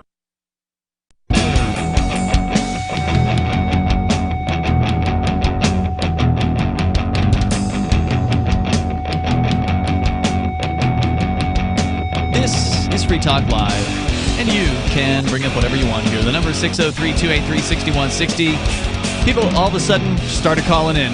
So we got some folks who want to talk about Alec Baldwin. Hopefully they're going to hang on the line. Of course, your calls and thoughts come first. We'll allow you to bring up whatever's on your mind. So we actually started talking about crypto with Domster. We'll get back to that topic as well. And don't forget, you can join us online anytime over at freetalklive.com.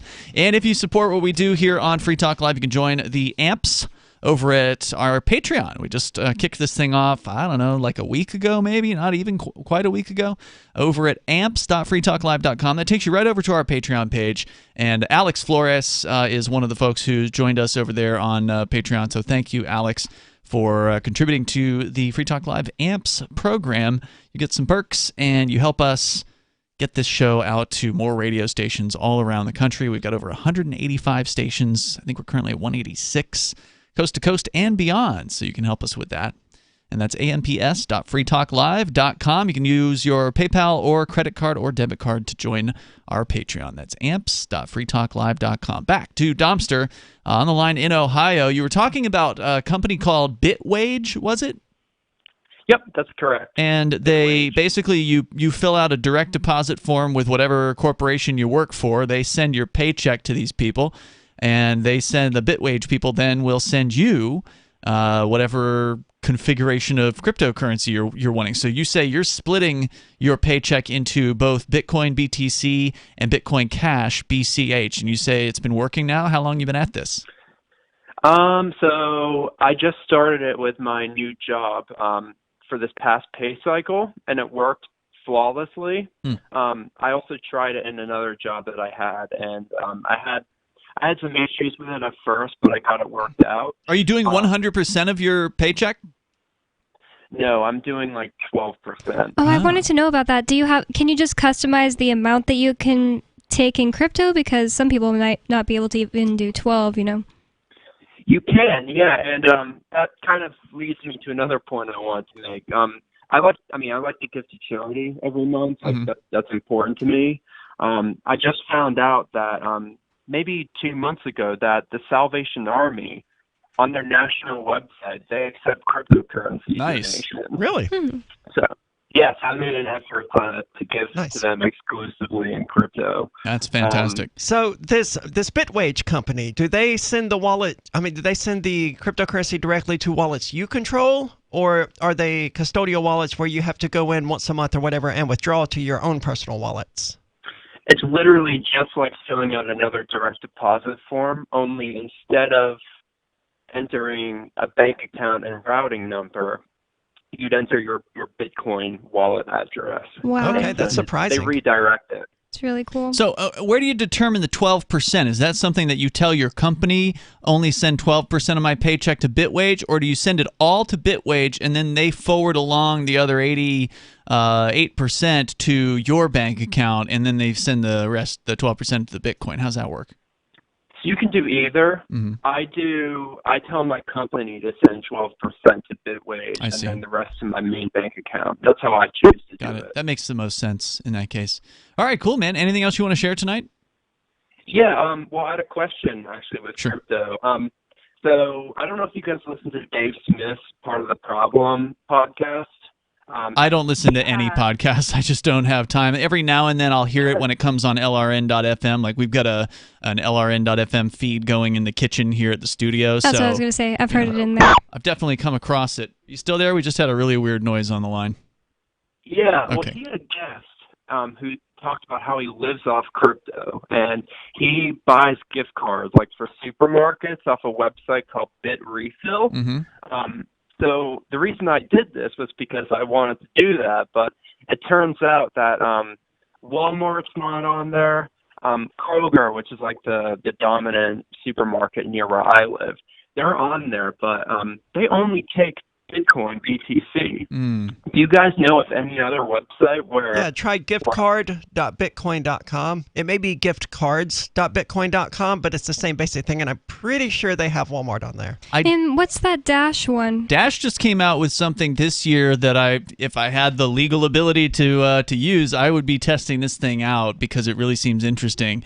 There have been all these websites forever that have done, we'll sell you all these bit cards for Bitcoin or Bitcoin Cash or, fill in the blank, whichever, Bitcoin SV. And they're just a dime a dozen. There are a bunch of them out there. But the thing is, it's like, okay, you're just spending all this time buying a gift card, but you don't get any, incentive to do it, just besides the fact to be able to say that, oh, I bought a gift card with my Bitcoin. Ultimately, if you have a gift card, you're still spending dollars with the merchant, so it's not like they're getting your Bitcoin. Whoever it is that sold you the gift card online, they are.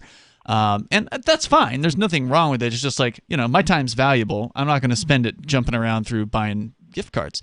But Dash came out with something called Dash Direct, and they've teamed up with some company called CrayPay, like cray, Okay. And they made an app. So CrayPay has their own app that does this with debit cards and credit cards, and they've got one that does it now with Dash, the cryptocurrency, where you actually get a discount when you buy a gift card for a bunch of these companies. Now, again, I don't know if Walmart is on there, but they just added eBay. So, there's a bunch of stuff on there, and Dunkin' a lot Donuts. There's a lot of major corporate places on there where you might save as much as 5 or 6%, maybe as little as 3%. There's a range. It just depends on whatever their arrangement is with the company in question. But if you're actually going to save something, then to me it's okay, now this is actually worth looking into. Now there's a reason to look into this. So that's one thing you should consider. Dash Direct, it's an app. And then something else to consider is one of these crypto-backed debit cards. I know Bonnie has been having a good experience so far with her Uphold card, and Uphold.com is one of these centralized hosts for crypto. So when you deposit crypto with them, it's on their books, right? It's in their system. You don't have control over it directly. It's not. It's custodial, as they say. But they offer a debit card, and the unique thing about their debit card is that it is denominated in the crypto of your choice. So they don't force you to change your crypto into dollars and load the dollars onto the card. So I've used a few of these crypto debit cards over the years. I've used BitPay's, I've used Crypto.com's, and BitPay's was by far the worst. It was just a debit card where you told it, okay, send this amount of Bitcoin and turn it into dollars, and then the card holds dollars on the card. And so, therefore, if you convert Bitcoin into dollars and then 2 days later the price of Bitcoin shoots through the roof, you're still sitting there holding those crappy dollars.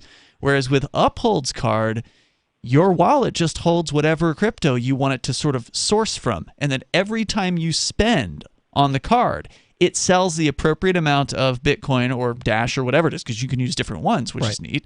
It spends just the exact amount just to make that purchase. But it's immediate. I've never had an issue wait 2 minutes, it's not working. No, it's great. Anything like that. It's slick. And they give you just a 2% like a debit card. Yeah, and they give you a 2% back after 90 days that's deposited directly to the same account. So very cool system. Yeah, in the crypto you spent. So if you're spending Bitcoin BTC, you get 2% back in Bitcoin BTC. If you're spending Dash, you get 2% back in Dash. And it's pretty slick. So that one I recommend, Domster. Thanks for the call tonight. Appreciate hearing from you. And it's nice because you can switch between the wallets too. So if you want to use Dash for a while and then you want to change to Bitcoin BTC, you can do that too. More coming up. Free Talk Live. If you want to bring more liberty into your community, there's something you should see. Intercoin, the movement you might want to join. If you like Bitcoin, break through. It's true. It's truly something new. If you'd like to see real prosperity, start your own currency, boost the economy. Intercoin, the movement you might want to join. If you like Bitcoin, its impact's hard to overstate, results you can appreciate. If you're tired of relying on the state, want to make your own community great, homelessness and hunger to eliminate, let the wealth accumulate. Don't wait for the growth rate to accelerate. Go to intercoin.org and get the coins for yourself. From Feature Story News in Washington, I'm Nick Harper. The United Nations has led international condemnation against the coup in Sudan. Military leaders have arrested political leaders in the capital Khartoum.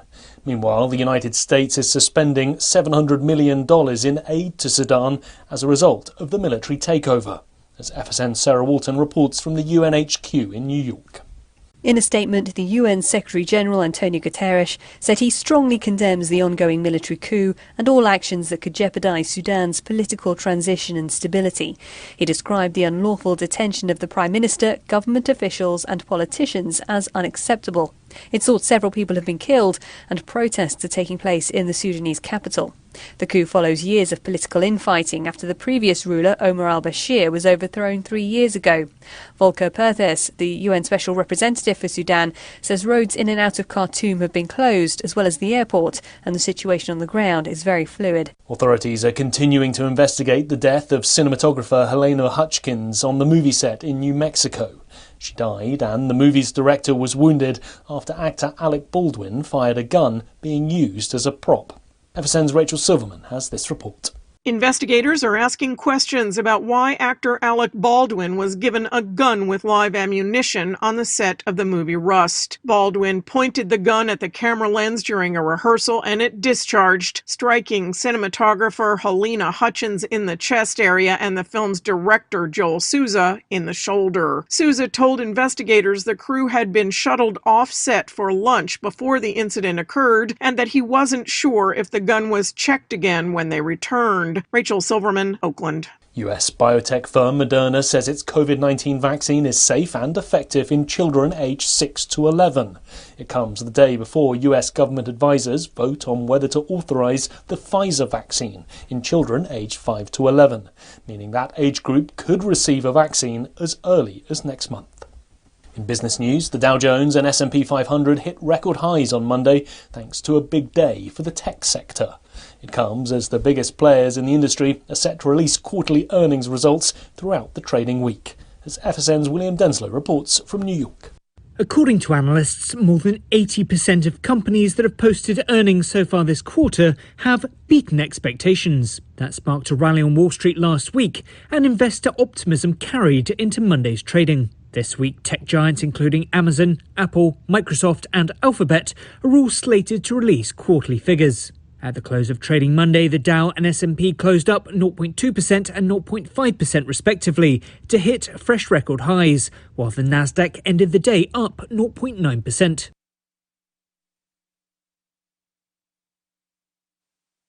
You can stick it to the man and big tech. Join our FTL social mastodon at social.freetalklive.com.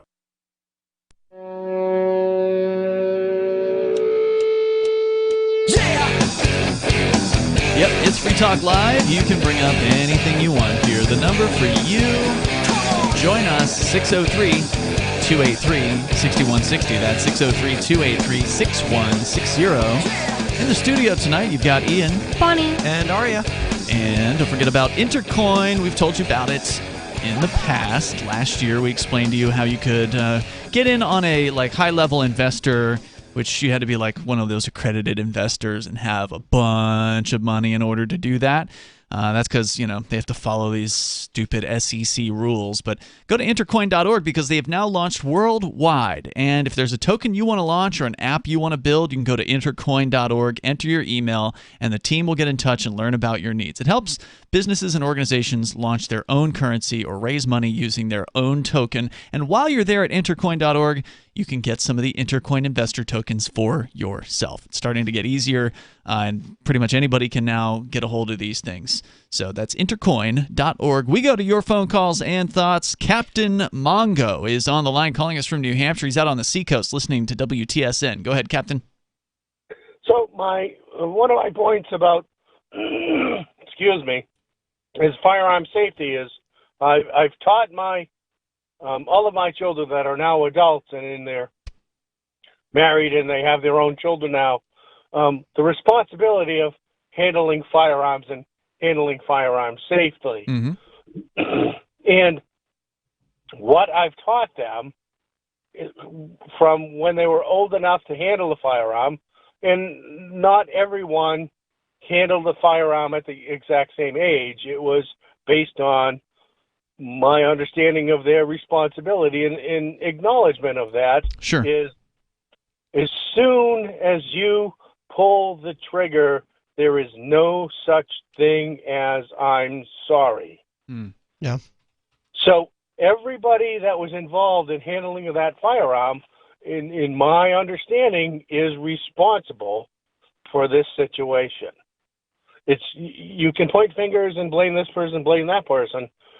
That's up to the judge and the lawyers and all that.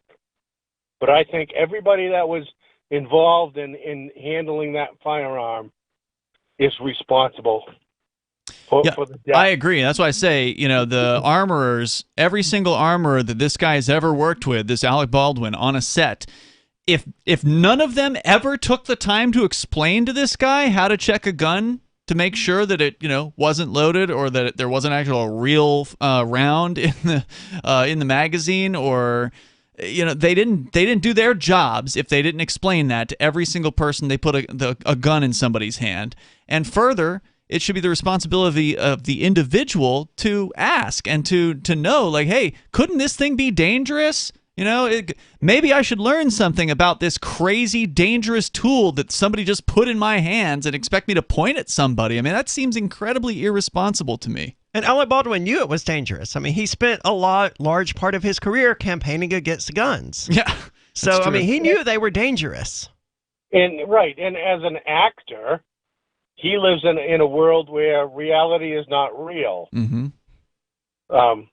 And maybe he, in his arrogance, didn't really, maybe didn't listen to the instruction. I don't know. I don't know the situation. I wasn't there, but he pulled the trigger, and bad things happened. And he is not the only one that's responsible. Yeah, I agree with you there. Situation. Yep. I mean, I'm not sure how responsible he is as the person pulling the trigger, because he's probably been handed...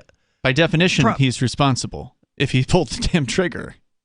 He wasn't the one who put a live round in it. He wasn't the one who was given a gun and told that there wasn't live ammunition. Which is why I say I don't know if he will be held legally responsible for it. So. I think he's responsible as the person who was in charge of the set and making sure that this sort of thing didn't happen. I think he's responsible as a human being for pulling a trigger and pointing a gun at another person. Period. I understand that. I forgot what I was actually prefacing to get to with what Captain. But the excuse of I didn't know the gun was loaded, to me is mule muffins. Yeah, that is a statement of irresponsibility to simply say, "Oh, whoops." Well, I recall what it was. Is that this has probably happened with Alec Baldwin hundreds, if not thousands, of times throughout his career, where he was handed a gun, told it wasn't loaded, pulled the trigger, and absolutely nothing happened. Now, I agree it's tragic that something happened this time, but that's totally outside of the realm of what he would consider to be normal or expected. There was a similar incident that happened with Bruce Lee, I understand. His son, I think, Brandon Lee. Brandon Lee. Yep. Yeah, that was like 30 years ago. It was. Correct. And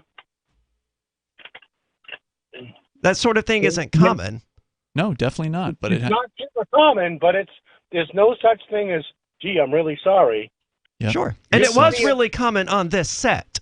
One of their stunt guys had fired a prop gun a week earlier than the shooting happened, and there were 2 live rounds that turned out to be in it. That's what I was about to bring up. Maybe if that didn't happen, I might be more convinced that it wasn't, like, it was less Alec Baldwin's fault. But the fact that it already happened 2 times, at that point you should be like, all right, third time we are not making this happen. You know, That's also a good point. He should have... It should have been in his mind. That's all the more reason he should have known to check whether or not the gun was empty. Well, that's why I say a responsible person would check it, and he was not a responsible person. How did those live rounds wind up in the vicinity of that firearm? That's exactly my question. Is gross negligence. Yeah, and for it to happen more than once is, I don't know what's worse than gross negligence, but whatever that is. Thank you, Captain, for the call tonight, man. I appreciate hearing from you out there. The number is 603-283-6160. I wish the caller from K-Talks would have held on, because he was going to argue that this was straight up murder. And I was interested to hear what that was. So hopefully you can call back because he dropped off the line.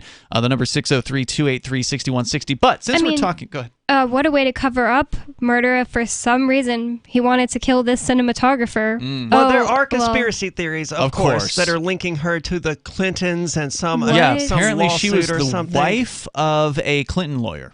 The woman who died is the cinematographer was married to one of the Clintons' lawyers. But see, they can't keep their conspiracy theories straight because there's also this conspiracy theory that her next movie was going to be about a Hollywood pedophilia ring.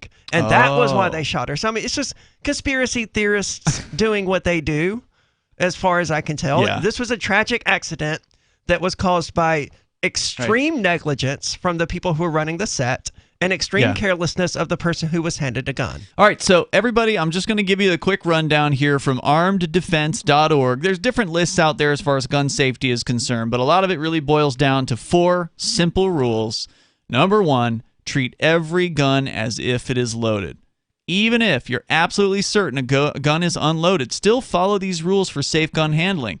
You want these rules to be natural habits. Holding yourself to them each and every time helps make them so. Number 2, keep your gun pointed in a safe direction. Now, Bonnie, you were talking about that at a gun shop or something like that. Somebody handed you a gun, and you did this. You kept the gun pointed safely away from other human beings, even though you might have been told that it wasn't loaded. Accept the mindset to always keep your gun pointed in a direction that would safely stop the bullet should it discharge.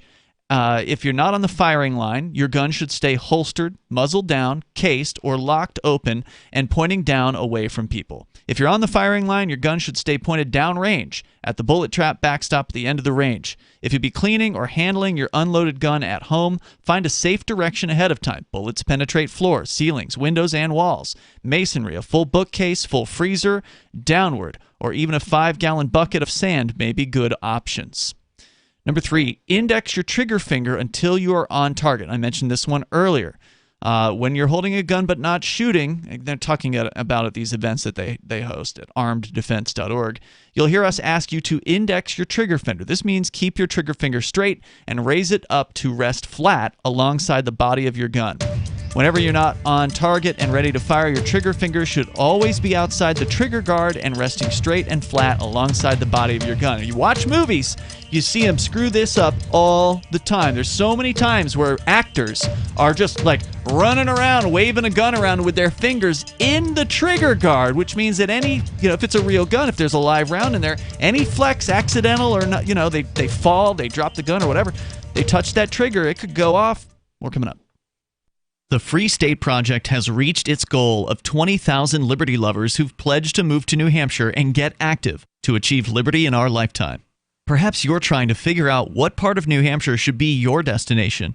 If so, consider Keene. You'll find more than 150 reasons to move to Keene at move.freekeene.com. Keene is famous for its historic, publicity-generating activism, as well as being the liberty media capital of the world. It's home to freekeene.com, New Hampshire's destination for liberty activism, news, and opinion. For years, we've been compiling over 150 reasons to move to Keene at move.freekeene.com, where you'll learn about some of what's happening here and what makes Keene a great place to live. If you love liberty, you'll probably enjoy anywhere you end up in the Shire. But do your due diligence first. Please visit move.freekeene.com for the full list of over 150 reasons to move to Keene. That's move.freekeene.com. I'm a little obsessed with My Magic Mud. Several years ago, I met Jessica Armand, the founder and CEO of My Magic Mud, and I didn't even know my teeth were coffee stained. A week's worth of use convinced me, and now I use it every 3 or 4 days. It's clinically proven to whiten teeth, and I think it cleans better, too. My Magic Mud's available at most local health food stores, Sprouts, Natural Grocers, CVS, Walmart's Natural Beauty Aisle, but I can get it for you for 20% off with coupon code FTL20 at mymagicmud.com. FTL20 mymagicmud.com. There are lots of ways to listen to Free Talk Live. Our podcast has been around since podcasts began, and now the FTL feed is loaded with content besides our full show archives. Did you know that we make it easy for you to customize your podcast subscriptions? We have different feeds, one that includes only our full shows, one with just the Daily Digest, and our main feed that includes everything. You decide what you listen to. It's quick and easy to customize your feeds at feeds.freetalklive.com. That's feeds.freetalklive.com. This is Michael Dean from the Freedom Fiends. I've run websites since 1996 and have used over a dozen web hosts in that time. AgristHosting.com is the only one that hasn't broken my heart. Agrist Hosting's uptime and service is stellar, and their DDoS mitigation is the best I've seen. That's important because if you tell the truth in this world, you'll ruffle feathers. And some people will try dirty tricks to silence your voice. No matter what the haters hit us with, Agrist Hosting keeps our websites online. If you have a mission-critical commercial presence or a world-changing activism site, you cannot tolerate any skullduggery. So go with AgristHosting.com. Have a WordPress or blog site, but you're not satisfied with performance or uptime? Or just want raw hosting? Want to pay with Bitcoin? Agrist Hosting specializes in high-performance hosting with personalized service. Go to AgristHosting.com and click on the button that says Get Hosted. That's AgristHosting.com. What if you want to hear the latest episode of Free Talk Live, but all you have is your phone, you forgot to download our archive, and you have no data connection? You can call our Listen line at 641-793-0191. That's a long-distance number, so you may incur charges. If not, listen as long as you want. 641-793-0191. The Free Talk Live Listen line, 641-793-0191. There are basically two types of advertising, direct response and branding. Radio's great for direct response with its low cost to listener ratio, but audio can't be beat for branding, which is a longer-term endeavor. You want to be the first thing that someone thinks of when they think about your product or service. If you have a local business that you want kept top of mind in your community, call the station. If you need national reach, Free Talk Live's got around 200 radio stations, millions of monthly listening sessions, can suit all budgets, and if we don't think we're right for you, we'll tell you. Email me, mark@freetalklive.com. Don't miss a moment of Free Talk Live. Get our archives daily via our podcast at feeds.freetalklive.com. It's Free Talk Live. You can bring up what you want here. The number is 603-283-6160. That's 603-283-6160. With you in the studio tonight, you've got Ian. And Bonnie. And Aria. And, of course, you can take control of the airwaves. That is the point of the show here. So we've been talking about the Alec Baldwin situation. Of course, you can bring up anything if you want. But Bonnie's going to tell us about Americans apparently actually are more interested now maybe in smaller government. I think there's a study that's been done, so we'll look at the details. Sounds like good news. It does sound like good news. We'll look at the details on that, and then if we get the chance, Glenn Greenwald reporting on Congress battering some of the tech. Was it Congress or was it just this one very unhappy, unpleasant woman? It was multiple unpleasant people from Congress who were badgering three big tech CEOs over censoring people, trying to get them to do more censoring, basically. We'll tell you more about that if we get the chance. Your calls and thoughts, though, as we go to the phones and to the fun. He's Brian calling us from Bradford, New Hampshire, listening to WTPL. Go ahead, Brian. Well, I've been a firearms instructor for law enforcement for many years, since 1971. And one of the first things I teach my people is every gun is loaded. Yes. You need to check it. There are basically two types of handguns, single action and double action. Now, the double action is the perhaps more common, where you only need to pull the trigger in order to activate the system. However, on the set of a Western-type movie, generally they use single-action revolvers, which means you need to cock the hammer in order to fire it. Mm-hmm. You can pull on that trigger all day long, and nothing's going to happen until you cock the hammer back. Really? The trigger itself will not pull back that hammer on that gun? Not on a single action. Okay. On a double action revolver, it will. Wow. I've never even seen a single action revolver then in my time. I guess I've only fired the doubles. Well, can you? If you do you still have your radio turned up? No, he turned it down earlier. I think we're just getting some feedback. It off. Okay. Go ahead. If you have watched any, or most, I should say, Western movies, they use single-action revolvers. Mm-hmm. And with rare exception, they use double action, but those are antiques. At any rate, the same situation applies. You keep the gun pointed in a safe direction. You always check it to make sure it's loaded or unloaded. Now, wouldn't you agree, Brian, that the armorer on the set, if they're not instructing these actors on gun safety, they are dropping their ball. They're failing at their responsibility as being good purveyors of guns. Don't you think? Yes, I do. However, I've also worked with people who are in the acting field, and they seem to have a lot of what do I want to say? Arrogance. Mm. And they will listen with one ear and let it flow right out the other one. And you can teach and teach and teach if they don't want to listen. That's about what I would expect of From a Alec Hollywood Baldwin. actor. Yeah. I mean, Alec Baldwin in him. particular. Yeah. Brian, anything else you want to share with our audience tonight? No, I think that's about it. I appreciate the expertise. Thanks for listening out there in New Hampshire. Appreciate it's interesting that the New Hampshire callers tonight all were about the gun topic, because I'm not surprised at all. We love our guns here in New Hampshire, and a lot of these guys that were born and raised here, they grew up with them. Even the Democrats, a lot of them in New Hampshire grew up with guns.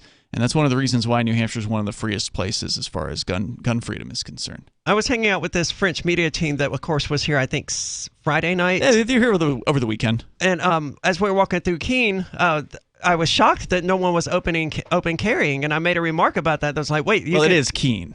Yeah, but it's still not uncommon. But it's probably not as common in Keene as some of the rest of New Hampshire. At any rate, I remarked about it. They're like, what, people can just carry guns around here? I was like, yeah. I said, yeah, openly or concealed. He goes, what kind of permit do you have to have for that? I was like, dude, there's no permit. All you have to do is go to the gun store here and buy a gun. That's your permit. And you do have to show them your license, but that's just to prove that you are a New Hampshire resident and are therefore not legally prohibited from having a firearm. Well, I'm sure somebody has said that in front of me before, but I didn't notice that you didn't need to take a class and get a permit to open carry. Yeah, in New Hampshire, there's no permit. There never was a permit for open carrying in New Hampshire. They did have a permit for concealed carry until 2017, and then they went to what's called constitutional carry, where you don't have to have a permit even to conceal a gun in New Hampshire. This is my understanding. I'm not, giving legal advice, but that's my understanding of it.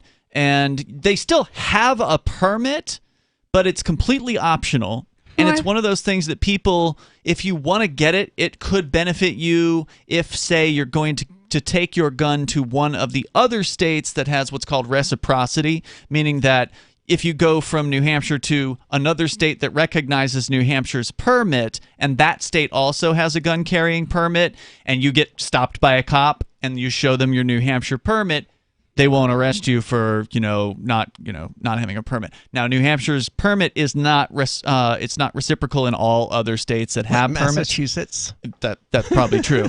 Some states don't even have permits that are easy to attain. So you should definitely do your research on this topic if you're planning on getting into to guns and planning to carry them across state lines. So keep that in mind. So the story ended with those French people wanting to find a gun range Sunday morning so that they could go and shoot some firearms. So I don't know if it actually happened, but I connected them with some people who would be able to help them facilitate that, because they're like, we're here in the U.S., let's do the American thing. Yeah. Let's find some guns and shoot them. I was like, dude, you can go to any gun range here and tell a random person you see, hey, I'm from France and I want to shoot a gun, and they're going to help you. And you know what? Every one of those people that is helping you will likely take you through the 4 things you're not supposed to do, the 4 rules about carrying a gun. And how to do it safely. As we were just going through, I got to number 3, so I'm just going to recap here. Number 1, treat every gun as if it's loaded, even if you know it's not.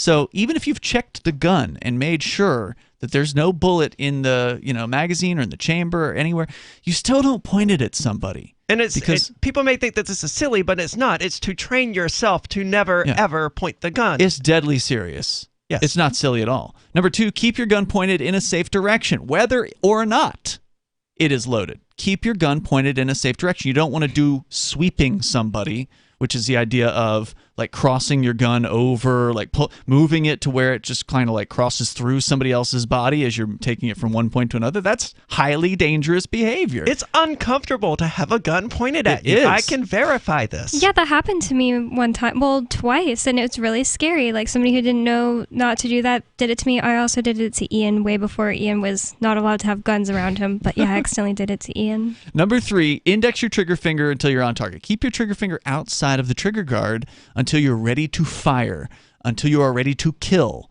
the thing that you are pointing at, because that's the only time you should ever point a gun at something is if you intend to destroy it. Number 4, be certain of your target and what's beyond it. This list from armeddefense.org. You are responsible for the entire path of every bullet you fire from your gun. If you hit your intended target, the bullet may still continue through. Their live fire events at armeddefense.org are conducted at locations with designed bullet trap, backstops, or berms of sand to help contain rounds to the intended range area. You're responsible for only aiming in directions where you can be assured the bullet will be safely stopped. So that's an important thing to remember. I mean, if if there is a reason to actually use a gun, like if there's some sort of dangerous situation with some crazed person who's got a gun and they're killing people or whatever, just remember, if you shoot at that person, if there's an innocent person standing right behind them, you don't get bullets held can't go through irresponsible. people, as Alec Baldwin just learned. Yeah, because he hit 2 people. He did with this. So there must have been somebody like standing behind the cinematographer at the camera, and I didn't and pay enough it. attention to the names to know whether or not the cinematographer was the one who got the bullet the second time or the first time. Well, she died, so yeah, it's a good question. Which one got it first? I don't know. It could be that the first person had just like passed through their stomach, so it didn't hit any vital organs or something. Could be. So scary situation, and these simple rules would have prevented it. Yes. And if these armorers never taught this guy, then shame on them. If he never listened, well, shame on him either way, because it's still a huge responsibility to take one of these things in your hands. If you can't handle it, you shouldn't be holding the gun. All right, so more coming up here in moments. Bonnie, you got a story about Americans into smaller government. More of them apparently are preferring this idea than before. We'll talk about it coming up. It's Free Talk Live. Breaking weather news. Belize is sunny and around 82 degrees every day this week. What's the forecast for your life? If current politics and economic prospects are cramping your freedom, escape to the tropics. ECI Development has affordable second homes for you to own or rent in Belize and other tropical countries. Places with stable governments and growing economies. Secure your freedom now. To find out more, send an email to ftl@ecidevelopment.com. After a devastating war, the alien visitors were driven back, and their willing human collaborators were left behind to face the music.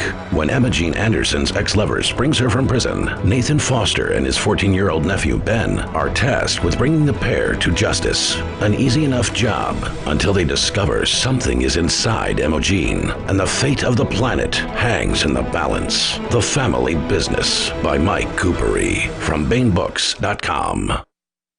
Looking for a great real estate investment? Consider New Hampshire, which is ground zero for the Liberty Movement. Your first call should be to Mark Worden from Porcupine Real Estate. He's more than just a real estate agent. He's your New Hampshire concierge. Where are the best places to live? Do you want farm, city, the burbs, or forest? Do you want a duplex or multifamily building so that renters pay your mortgage? There are homes in all price ranges in New Hampshire, and Mark can help with financing too. Invest in Liberty and property. Mark Worden can help. PorcupineRealEstate.com. Tired of cancel culture? Sick of mega tech corporations holding an axe over your head? Join the LRN.FM Matrix chat server. It's self-hosted, so no one else can tell us what to do or say. Don't like the existing channels? You can make your own. You can even connect into some of our channels from other Matrix servers. It's federated. For the full LRN.FM Matrix experience, though, you should join our server via the step-by-step instructions at chat.lrn.fm. Chat.lrn.fm. You're listening to the live edition of Free Talk Live. Hour number 3 is next after the news here on the Liberty Radio Network at LRN.FM. From Feature Story News in Washington, I'm Nick Harper. The United Nations has led international condemnation against the coup in Sudan. Military leaders have arrested political leaders in the capital Khartoum.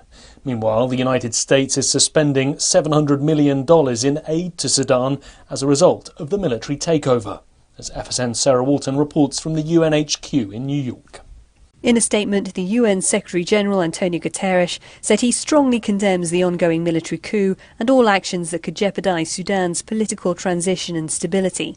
He described the unlawful detention of the Prime Minister, government officials and politicians as unacceptable.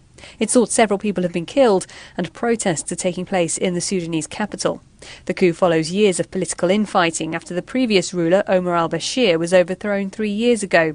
Volker Perthes, the UN Special Representative for Sudan, says roads in and out of Khartoum have been closed, as well as the airport, and the situation on the ground is very fluid. Authorities are continuing to investigate the death of cinematographer Helena Hutchins on the movie set in New Mexico. She died and the movie's director was wounded after actor Alec Baldwin fired a gun being used as a prop. FSN's Rachel Silverman has this report.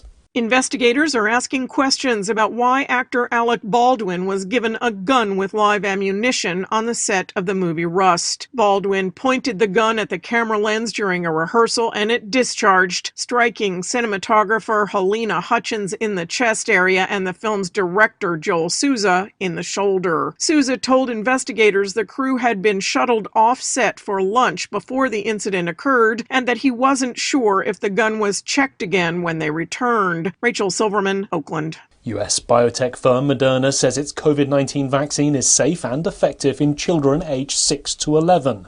It comes the day before US government advisors vote on whether to authorise the Pfizer vaccine in children aged 5 to 11, meaning that age group could receive a vaccine as early as next month.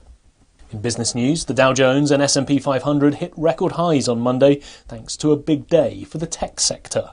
It comes as the biggest players in the industry are set to release quarterly earnings results throughout the trading week, as FSN's William Denslow reports from New York. According to analysts, more than 80% of companies that have posted earnings so far this quarter have beaten expectations. That sparked a rally on Wall Street last week, and investor optimism carried into Monday's trading. This week, tech giants including Amazon, Apple, Microsoft and Alphabet are all slated to release quarterly figures. At the close of trading Monday, the Dow and S&P closed up 0.2% and 0.5% respectively to hit fresh record highs, while the Nasdaq ended the day up 0.9%. From Bureaus Worldwide, this is FSN. With FSN Spotlight, I'm Simon Marks. Naftali Bennett has held his first face-to-face meeting as Israeli Prime Minister with Russian President Vladimir Putin. The two men met in the southern Russian resort of Sochi over the weekend, with the Russian leader saying that he hopes to continue the positive relationship he forged with former Israeli Prime Minister Benjamin Netanyahu. This is one of the more intriguing meetings and sort of diplomatic relationships taking place at the moment. Analyst Bob McMahon with the New York-based Council on Foreign Relations says the ongoing conflict in Syria is central to both nations' interests. It's been often noted that Israel and Russia maintain regular contacts about Syria because they both are active militarily there. Israel to make sure there are no threats from Syrian soil, especially coming from Iran or its proxies towards Israel, and Russia as a chief ally of the Syrian regime, which it has been since 2015. Russia has also lent it air defense systems that could be quite effective against any Israeli strikes as well. So there's a great deal of coordination that needs to happen between those two countries in Syria. Also discussed over the weekend, Iran. Israel fervently opposes Tehran's nuclear aspirations, but Russia continues to offer Iran advice and assistance on the construction and maintenance of nuclear power plants. The Israelis fear that could entail dual-use technologies that the Iranians could use for military purposes. With FSN Spotlight, I'm Simon Marks. And the main news again, the United Nations has led international condemnation against the coup in Sudan. Authorities are continuing to investigate the death of a cinematographer on a movie set in New Mexico. US biotech firm Moderna says its COVID-19 vaccine is safe for children aged 6 to 11, and the Dow Jones and S&P 500 hit record highs on Monday thanks to a big day for the tech sector. There's more from us on Twitter at Feature Story. That's Feature Story News. Nick Harper reporting. to help you understand how dangerous narcotics operations have persisted despite decades of bold efforts to completely mishandle the problem. We now present The Onion Explains the drug trade. The cartels remain as powerful as ever. Experts say that the only solution is to eliminate the demand for illegal drugs by instead getting buzzed on common household products, like cough syrup. Not only do items such as nail polish remover and model glue get you ripped if you really breathe that in, they also help shrink the market for cartel drugs. Cartels would stand to lose billions if even a third of the people using their cocaine or methamphetamine instead huffed Freon, which will knock you right on your ass just as quickly. It's easy to get by cracking open an air conditioner. If enough people realize that keyboard cleaner will put you in a insane trance and that it's just sitting there right now in your desk drawer, the costly war on drugs could very well end tomorrow.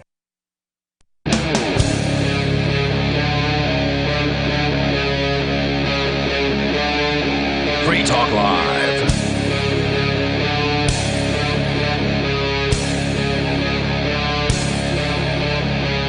This is Free Talk Live. We're kicking off the third hour of the program here with you in the studio tonight. It's Ian. It's Bonnie. And Aria. Coming up, we'll talk about the big tech CEO types, Google, Twitter, Facebook, all called together to be on the same conference call because now, due to COVID, I guess they're not having these meetings in person. They're doing it all from Zoom or whatever, with a bunch of House committee people. The U.S. House of Representatives are demanding that these tech CEOs do more to crack down on speech on their platforms. And Glenn Greenwald wrote up a report about it. He sat through. Can you imagine sitting through these things? No. He sat through the hours and hours and hours. Who is Glenn Greenwald? He's a reporter, and he used to work for The Guardian back a decade ago. He was the guy who broke the Edward Snowden story way, way back in the day. And now he's doing his own thing because The Guardian, I think he left The Guardian for The Intercept, which he helped co-found years ago, and then The Intercept turned against him, basically. One of those things where the thing you create, you help found, and then you put a board of directors in charge of it, and it goes, completely astray from its original intentions. So he ended up... Google once promised not to be evil. They did. And so he ended up leaving The Intercept and going out and just kind of doing his own thing on a website called Substack.com. So I've got the post from Glenn Greenwald about that. But first, Bonnie, you had a story tonight about Americans tweaking in a different direction, a little bit towards smaller government. A larger number of Americans now than recently are now more in favor of smaller government, as I understand the story. Tell us more about it. Yes, it says, Americans now prefer smaller government, but may not get it. Probably won't get it. Reason? It's from Reason.com. No matter what the public wants, crises typically leave the state more powerful.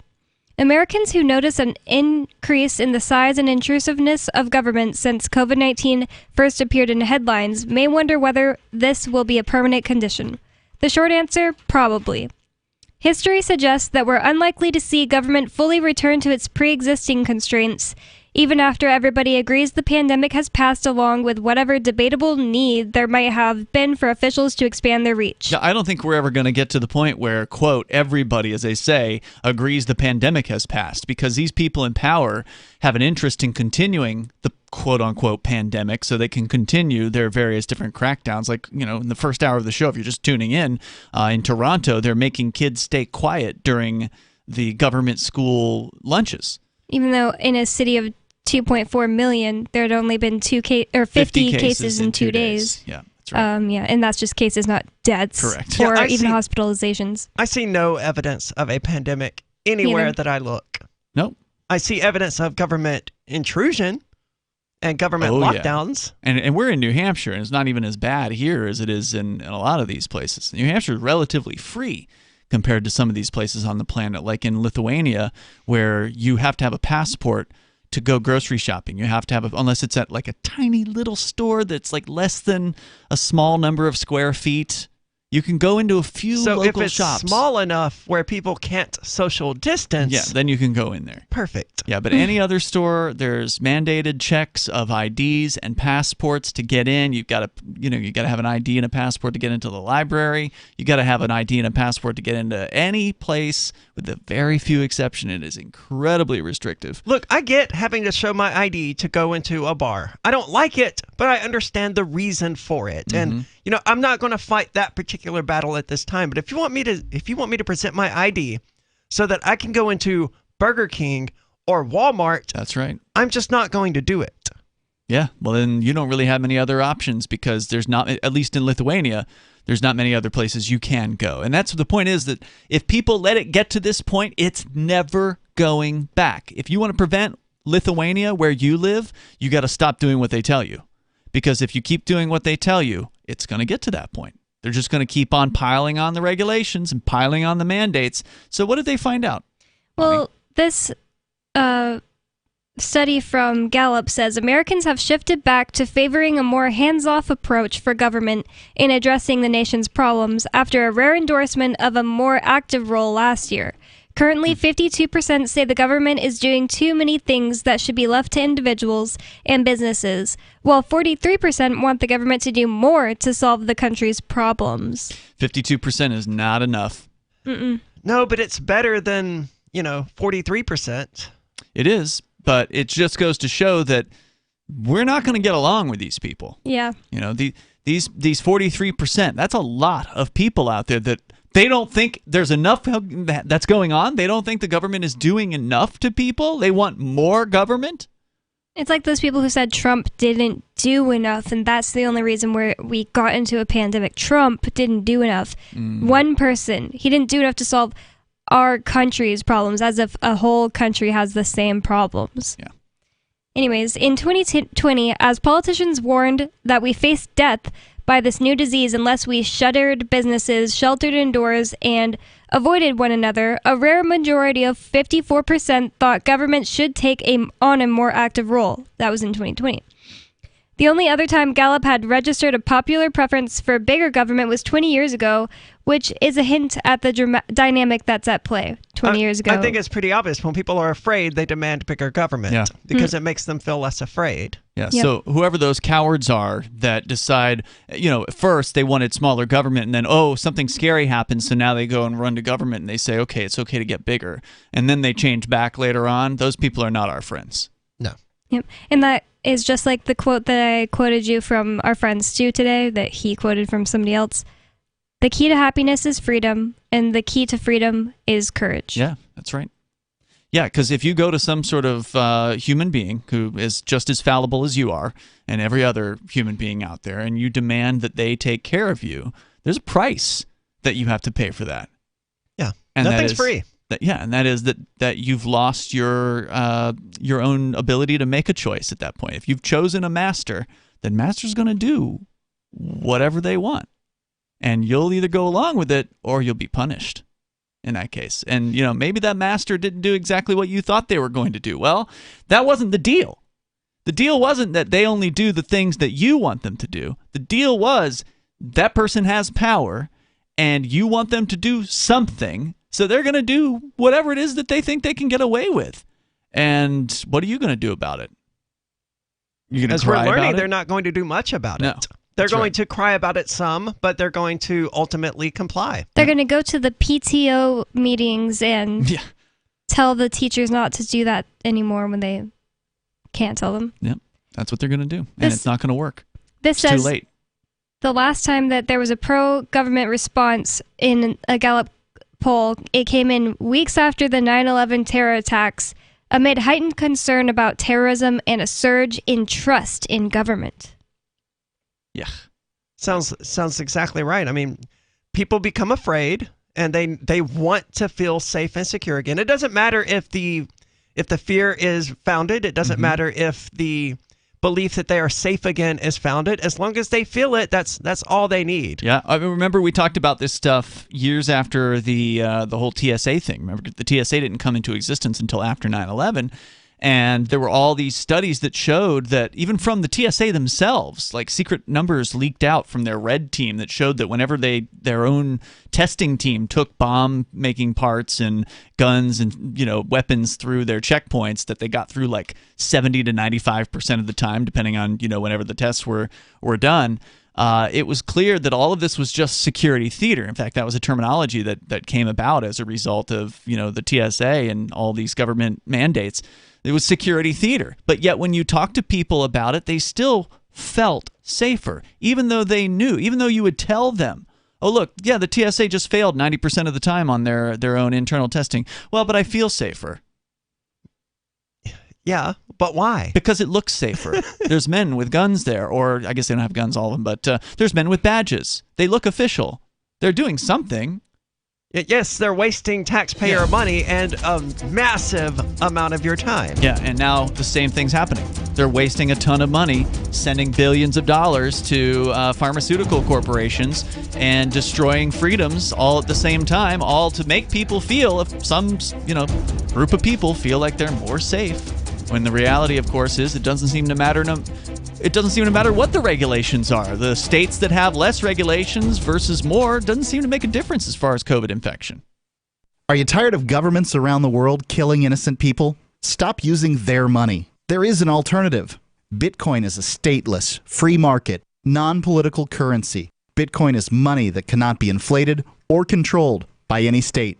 By continuing to use their money, you're perpetuating the killing. Stop doing it. You have an incredible alternative available to you now. Learn it, use it, spread it. Get started with Bitcoin at Bitcoin.com. It's Bitcoin.com.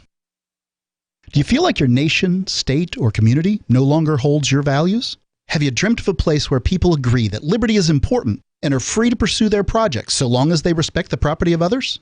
There are many people just like you that are discovering freeprivatecities.com. Their social media links are at the upper right of the page at freeprivatecities.com. All skill levels will be needed when the first of the Free Private Cities opens. It's sooner than you think. Stop arguing and build. freeprivatecities.com. Breaking weather news. Belize is sunny and around 82 degrees every day this week. What's the forecast for your life? If current politics and economic prospects are cramping your freedom, escape to the tropics. ECI Development has affordable second homes for you to own or rent in Belize and other tropical countries. Places with stable governments and growing economies. Secure your freedom now. To find out more, send an email to ftl@ecidevelopment.com. When a lunar observatory detects a radio broadcast originating from Proxima Centauri, the nations of Earth discover their first contact with an alien race may also be their last. With the Proximans facing an extinction-level disaster, Earth must choose between sending a ship on a multi-year journey or allowing nature to take its course. Saving Proxima, a hard science fiction thriller by Travis S. Taylor and Les Johnson from BaneBooks.com. We have some good news. The indictments against Ross Ulbricht in the District of Maryland were dismissed with prejudice, meaning they can never be refiled. This is especially good because those indictments contain the only charge ever made that Ross engaged in murder for hire. This was a serious allegation that Ross Ulbricht denies. It was never prosecuted or ruled on by a jury, but was trumpeted by the federal government and the media as if it were proven fact. The Maryland court held these indictments for almost 5 years, poisoning Ross's case and leaving him under a cloud of unproven allegations. As explained in Ross's appeal to the Supreme Court, the fact that the judge used these allegations to give Ross a draconian sentence of double life without parole violated his Sixth Amendment right to a jury trial. Judges are required to issue sentences based on convictions decided by a jury, not unproven allegations never even charged at trial. Although this is a positive development, the dropped indictment will not set Ross free. Now, a presidential pardon is Ross's only hope of freedom. Sign the petition at freeross.org. freeross.org. Some of you asked, and now we've delivered. LRN.FM's live Keene, New Hampshire studio shows are now streamed in HD on Twitch. Visit our channel at twitch.lrn.fm and give it a follow. If you have Amazon Prime, you get one free subscription on Twitch. If you use it on our channel, Twitch will give LRN.FM a monthly piece of your Prime subscription cost. So please watch, follow, share, and subscribe to twitch.lrn.fm. That's twitch.lrn.fm. So you've signed the Shire Society Declaration and are planning your move to New Hampshire to be around more liberty-oriented people. Next, sign up for the Shire Society Forum at forum.shiresociety.com. There are a bunch of people there who are already in the Shire, and they want to meet you. If you're already in the Shire physically, you should also come by the forums. Remember, not everyone uses Facebook. New people are signing up for the Shire Society Forum every month, so drop in and say hello at forum.shiresociety.com. We're still not sure why you'd want to watch, but our video feed is streaming nightly for free at cam.freetalklive.com.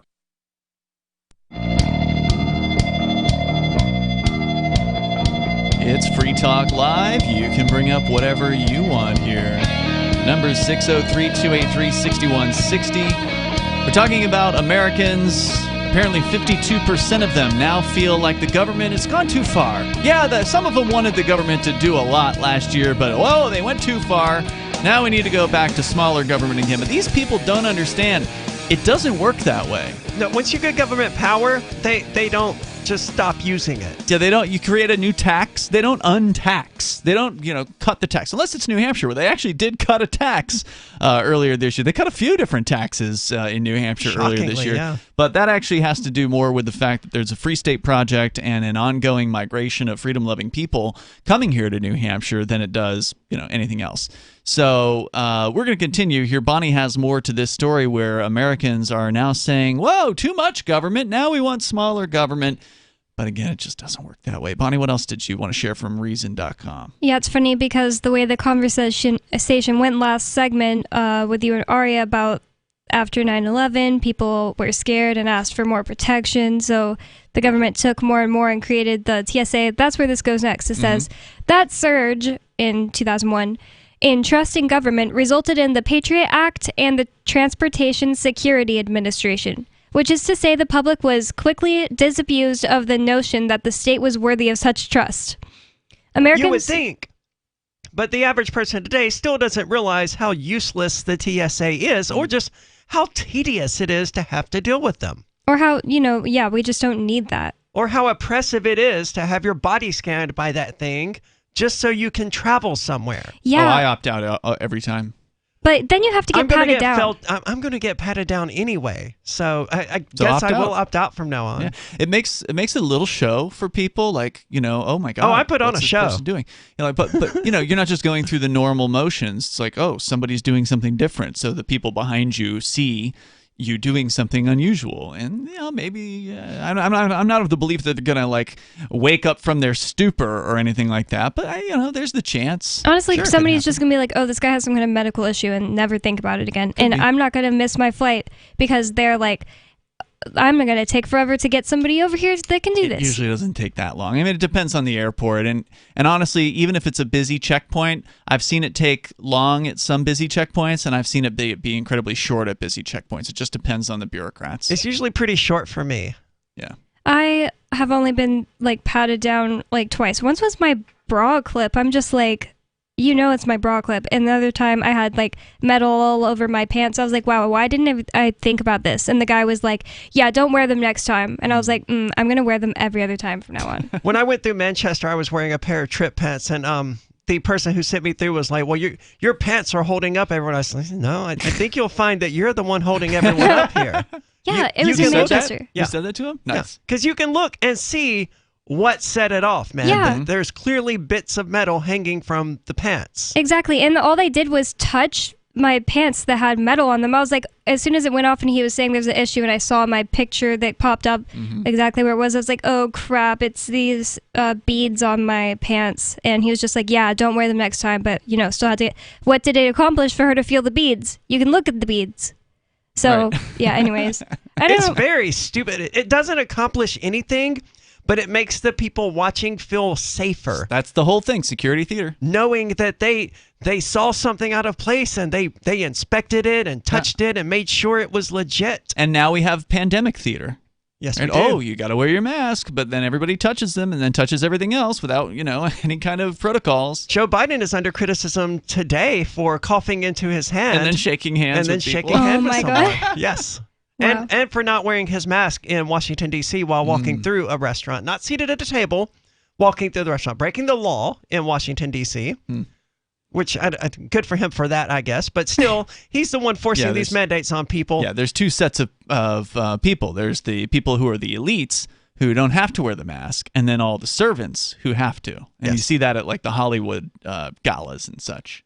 When I was on a plane 2 days ago, there was a lady next to me who was clearly very afraid. Like she was like looking forward and, like breathing heavily through her mask. But I don't know if it was she was afraid of the planes or COVID or both.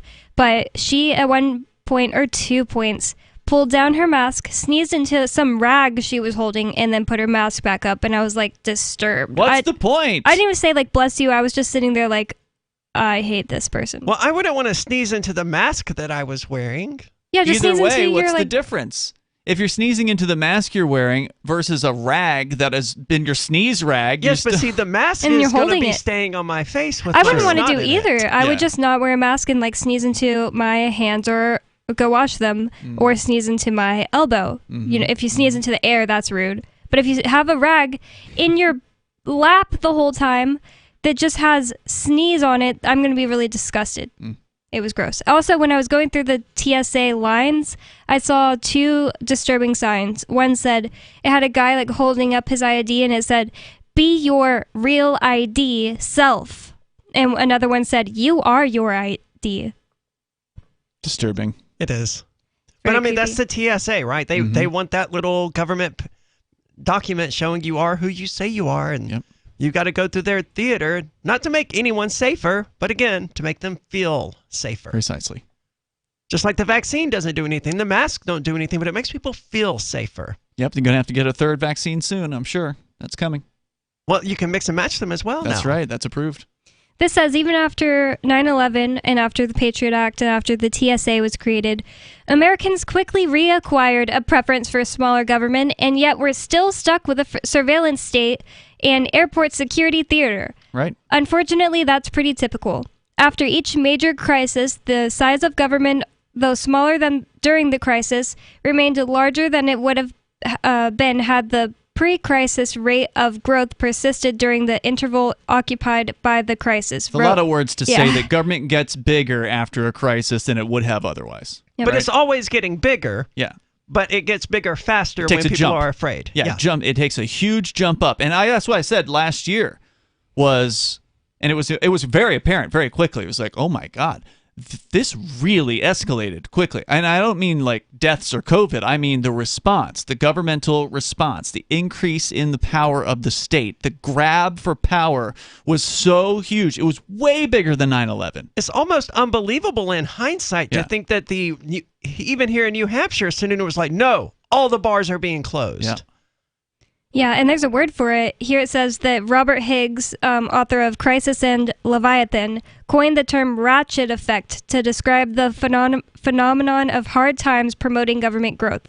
The ratchet effect is celebrated in some quarters by people who see opportunity to remake the world, which we're seeing. The World Economic Forum, that's what they are all about. Is the Great Reset. The Great Reset, and that's their belief, is that this is the opportunity. And they've been promoting this thing for years. It's just that last year it became apparent that it was happening and that they are just cheering this thing on. It just went by so fast that the idea of the government promoting a vaccine was like, well, that would be crazy, end of the world, something I will never live to see, BS, to you guys, I think it was literally just you two were on a show, and I was in San Antonio doing Uber Eats listening, and you were saying, what if pretty soon there's a vaccine and you got to take the vaccine to, buy or sell? And I was literally like, oh my God, that's so scary. I'm freaking out right now. Like, I don't even know what to do about that thought. I'm just going to, not even think about it. It is actually happening, and everybody's now just like normal about it. That's literally happening in a year. Yeah, and not just Lithuania. It's New York City, Los Angeles, King County, Washington, and according to one news report, might be all of the state of New Jersey coming soon. Karl Wattner, longtime proponent of a voluntary society, died last December. You may have seen his articles published on his website, voluntarist.com, in his newsletter, The Voluntarist, the Mises Institute, or elsewhere over the last 40 years. His newest book, I Must Speak Out, Volume 2, The Best of the Voluntarist, is now available via Liberty Under Attack Publications. This 430-page second volume spans the years of 2000 through 2020 and includes articles by Karl Wattner, Hans Hermann Hoppe, Karl Hess, Benjamin Tucker, George H. Smith, Lysander Spooner, Pete Eyre, Joyce Brand, and many others. I Must Speak Out is for the newly initiated, the veteran voluntarist, or anywhere in between. Buy the book now at libertyunderattack.com/voluntarist. For more great content on building a voluntary society and for Karl's extensive archives, check out voluntarist.com. From Feature Story News in Washington, I'm Nick Harper. The United Nations has led international condemnation against the coup in Sudan. Military leaders have arrested political leaders in the capital Khartoum. Meanwhile, the United States is suspending $700 million in aid to Sudan as a result of the military takeover, as FSN's Sarah Walton reports from the UNHQ in New York. In a statement, the UN Secretary-General Antonio Guterres said he strongly condemns the ongoing military coup and all actions that could jeopardise Sudan's political transition and stability. He described the unlawful detention of the Prime Minister, government officials and politicians as unacceptable. It's thought several people have been killed and protests are taking place in the Sudanese capital. The coup follows years of political infighting after the previous ruler, Omar al-Bashir, was overthrown 3 years ago.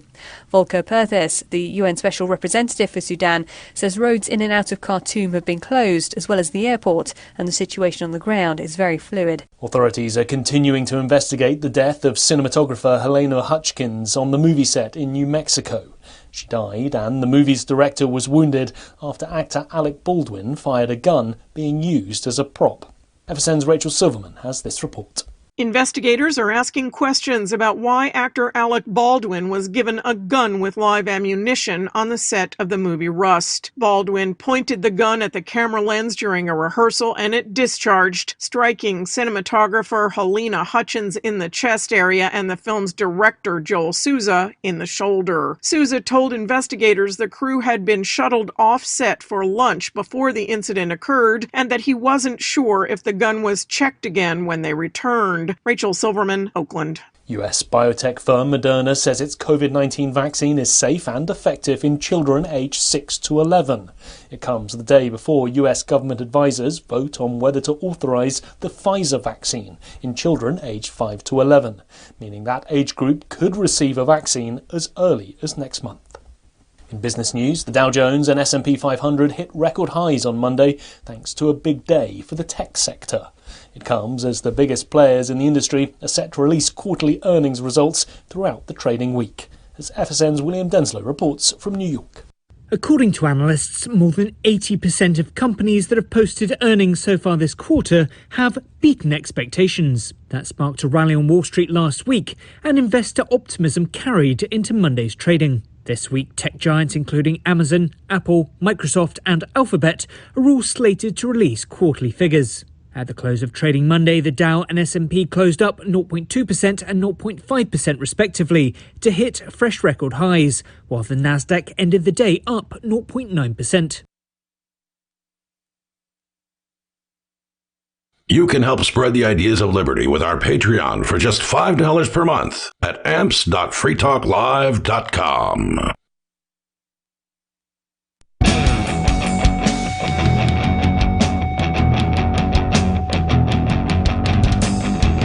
This is Free Talk Live. You can bring up whatever you want here. The number is 603-283-6160. With you tonight, it's Ian. It's Bonnie. And Aria. 603-283-6160. You can weigh in on any of the things we've discussed so far or bring up something completely different. Whatever happens to be on your mind is up to you. And don't forget, you can follow us and watch us on the Odyssey platform, which is based on the library protocol, which is something you ought to know about if you care about internet freedom. Like fundamental freedoms to express yourself online, it's becoming more important than it ever has been with a crackdown on that freedom from a lot of these big tech platforms like YouTube and Google and Facebook and Twitter. In fact, if we get the chance, we'll talk about the congressional hearing, which involved some of those big tech platforms. But if you want to get off of those platforms, check out Odyssey. It's actually run by freedom lovers. And again, it's based on LBRY, which is an uncensorable, decentralized, blockchain-based media sharing protocol, which we've been big fans of here on Free Talk Live for years. But they launched Odyssey, which is a video sharing website to compete with YouTube. They did that back in 2020. It's really taking off with, I think, over 1 million channels available there. Lots of content. And also now live streaming. So that's where we're streaming the show live. It's our primary streaming destination. You can go to video.freetalklive.com. You can follow the Free Talk Live channel there. You can watch us live. You can watch us later on. It is up to you. And if you want to go all in, download the desktop app at LBRY.com. That's LBRY.com. And then every video archive you watch, you'll help seed it and keep it online forever. But at least you should go to video.freetalklive.com and follow us on the Odyssey platform. We appreciate that as we continue here. Of course, we'll take your calls and thoughts, but there's something in the news, since we're talking about the whole crackdown on freedom regarding COVID. I think we should talk a little bit about this story, which is very, very disturbing, about this Fauci character and what he did in North Africa. Now, remember, I heard a thing or two about this guy, and I haven't been paying close attention to politics forever. Like, I don't care who all the players are. But apparently this Fauci's been involved in the national federal government for a long time. In fact, going back to like the 1980s, at least during the whole AIDS scare back then. Well, that's the case with most of them. I think like Biden, he's another career politician. Yeah. I mean, they come and go from various government organizations, slowly trying to work their way up to a position of real power. And Fauci, as far as I can tell, he's got it. He's got it. Yeah. He's at the top right now. And based on this story, he is not someone who should ever be entrusted with any level of power. And yet, there he is. And this really shows that the types of people like him seek these things. Whereas like good doctors, they just want to take care of their patients, right? Like there's a reason he did this in North Africa and not in the United States. Let's talk about what this is. So, according to the story at thehill.com, reputable, source for things happening in Washington, D.C., a bipartisan letter is now demanding answers from the director of the National Institute of Allergy and Infectious Diseases and President Biden's chief medical advisor. And don't forget, he also was Trump's chief advisor and the same, has not left his position, basically. The White Coat Waste Project, the nonprofit organization that first pointed out that U.S. taxpayers were being used to fund the controversial Wuhan Institute of Virology, have now turned its sights on Anthony Fauci on another animal testing-related matter. He infected dozens of beagles with disease-causing parasites to test an experimental drug on them. House members, most of whom are Republicans, want Fauci to explain himself in response to allegations brought on by the White Coat Waste Project that involves drugging the puppies.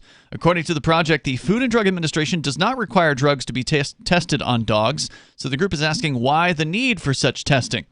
White Coat Waste claims that 44 beagle puppies were used in Tunisia, North Africa, in a laboratory, and some of the dogs had their vocal cords removed, allegedly so scientists could work without the incessant barking. Leading the effort is some representative talking about how these are cruel. I realize a lot of people think that animal testing is necessary.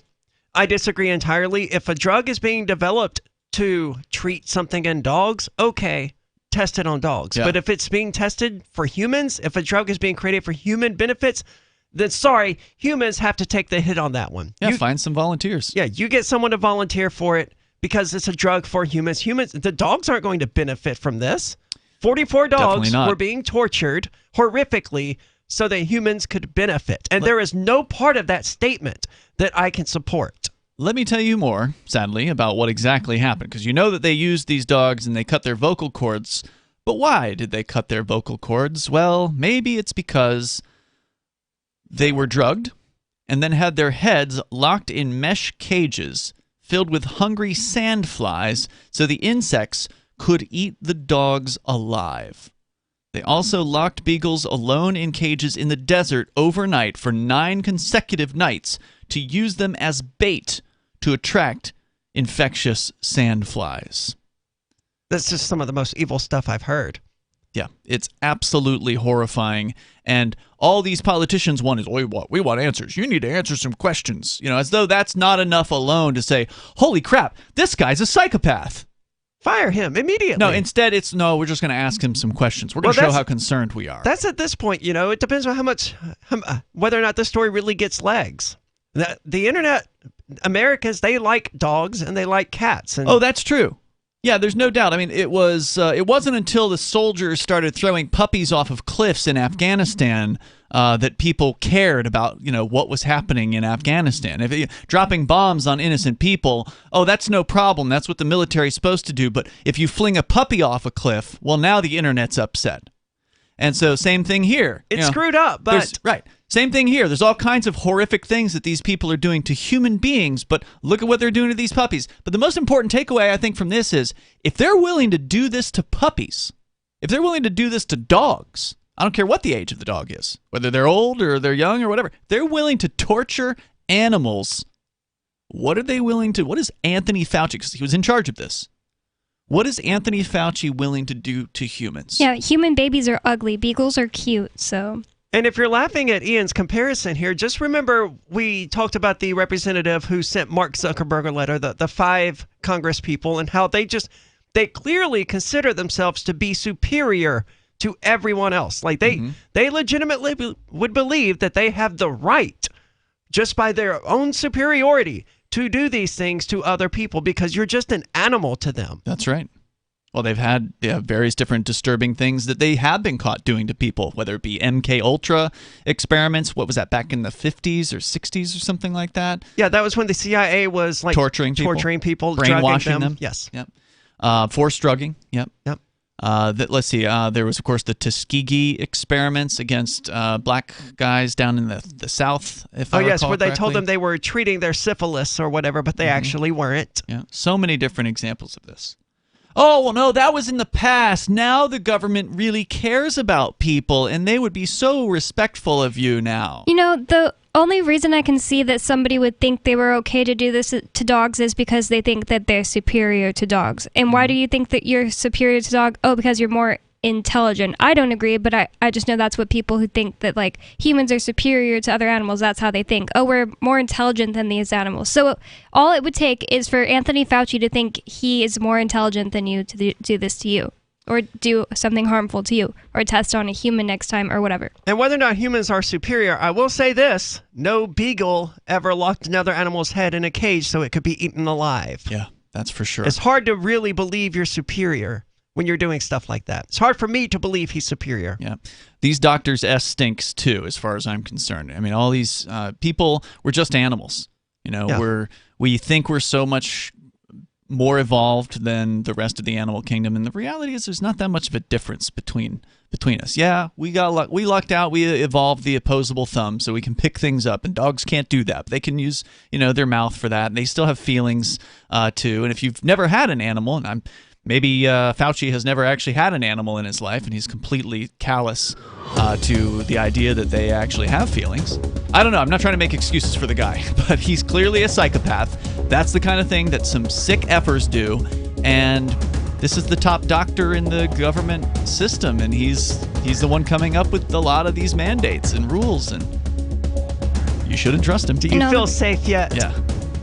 There's more coming up here. 603-283-6160. You can join us on Free Talk Live.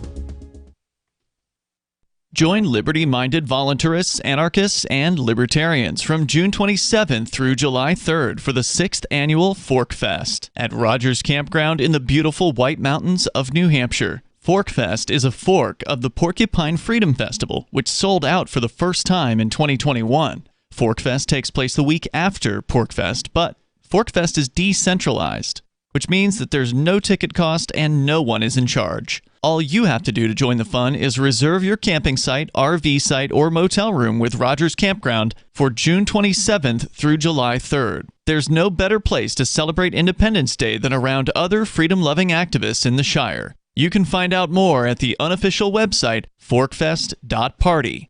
You can also connect with other attendees on the Forkfest Telegram and Matrix chat rooms, as well as the Forkfest Forum. You can find links to those at forkfest.party. We hope to see you there. forkfest.party. The new 4th edition of Healing Our World, The Compassion of Libertarianism will take your understanding of liberty to a deeper level and has over 1,300 updated references, new cartoons, and a foreword by Dr. Ron Paul. With discounts for multiple book purchases, the 4th edition of Healing Our World is a great gift for the liberals, pragmatists, environmentalists, and Christians in your life who think libertarianism is cold-hearted. Get yours today at healing.freetalklive.com and use promo code FTL for a $5 discount. If you want to know the latest about Free Talk Live before we go on the air, all you need to decide is how you want it delivered. It's your choice. Visit news.freetalklive.com to receive our usually weekly news updates by email. Plus, we have a Twitter account at twitter.freetalklive.com, and you can follow us on the decentralized Mastodon platform at toot.freetalklive.com. So please follow us at toot.freetalklive.com and sign up for our emails at news.freetalklive.com. This is novelist Tom Robbins. When my mother was diagnosed with glaucoma, her conservative Virginia physician told her there was only one treatment that might ease her pain and save her eyesight. That treatment was medical marijuana, which he could not prescribe. I offered to get her some and teach her how to use it effectively, but my father objected because marijuana was against the law. So my mother, who loved to read and walk in nature, was condemned to grow cruelly, unnecessarily blind. Tragedies like this happen all the time, but they don't have to keep happening. To learn more about medical marijuana, call the Marijuana Policy Project at 1-877-JOIN-MPP or visit them on the web at mpp.org. The LRN.FM social media channels have been revamped. We've eliminated Facebook and focused on other platforms like Twitter and Mastodon, the decentralized alternative to Twitter. On our accounts, you'll find posts from multiple LRN.FM show hosts together in one place. Follow us on Twitter at twitter.lrn.fm, or better yet, move to the decentralized Mastodon social media platform at toot.lrn.fm, toot.lrn.fm. I think you'll like it. How many lawyers does it take to change a light bulb? None. They'd rather keep their clients in the dark. There are too many lawyer jokes to count. However, there are some lawyers with more noble intentions. At the Institute for Justice, we bring the light to our clients. We are a non-profit public interest law firm with clear values and principles. At IJ, we fight for those whose most basic rights are denied by the government. Visit our website today at ij.org. Yep, we still do email. Drop your email address in the entry box at freetalklive.com, and you'll be kept in the loop with Free Talk Live.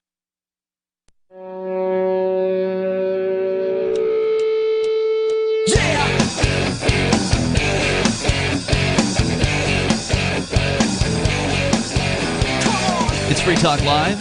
Open phones. If you want, you can join us on them. The number is 603-283-6160.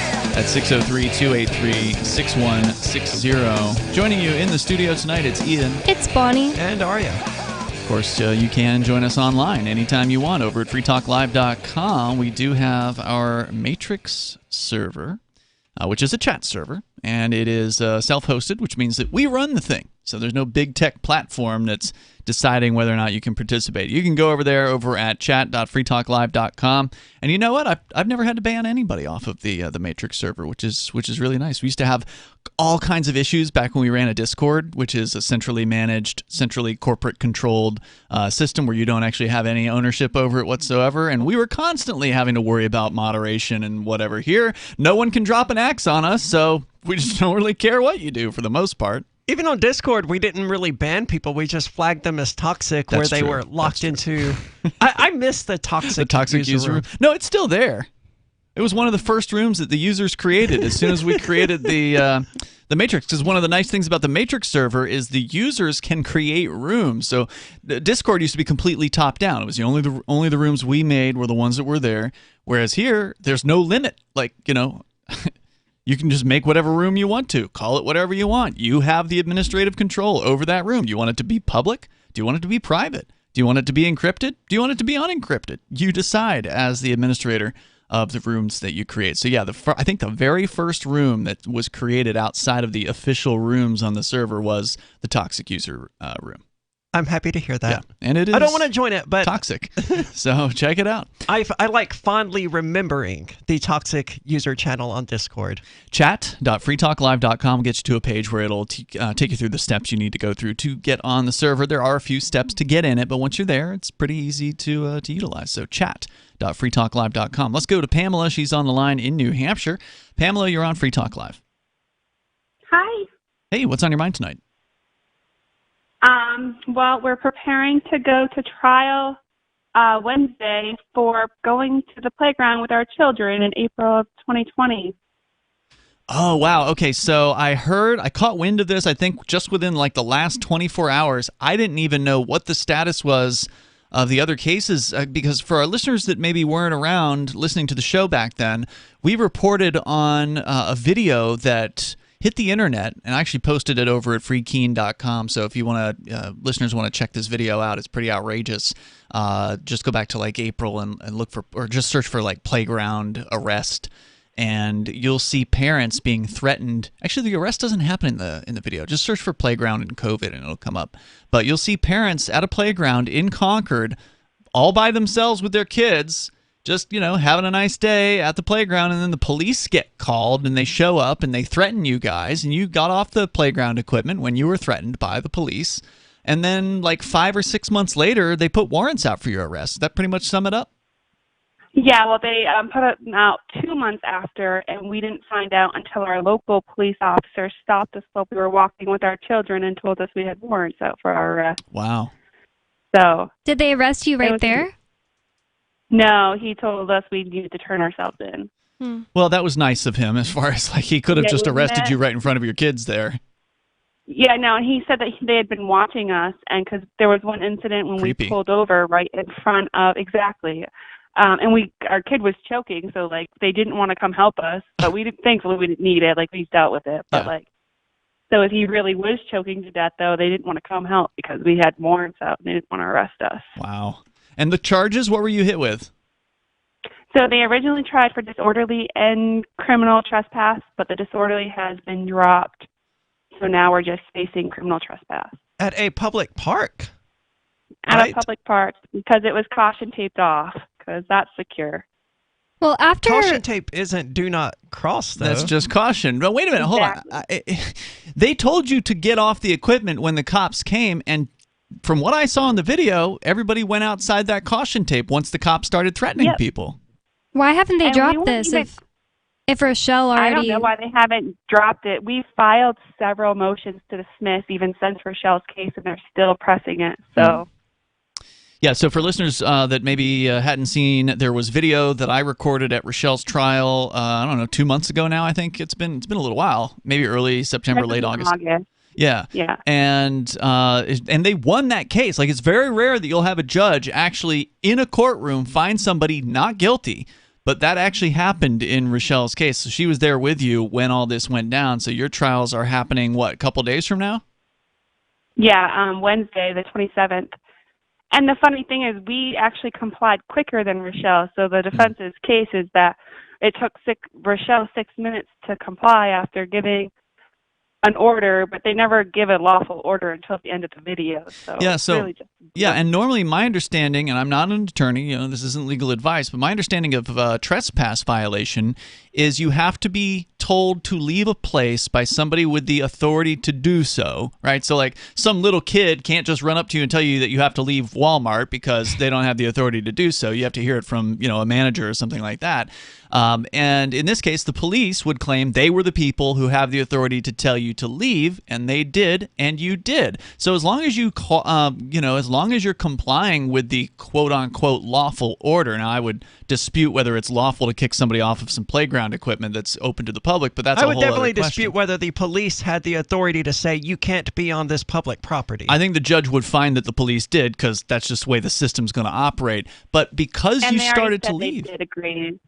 They said what?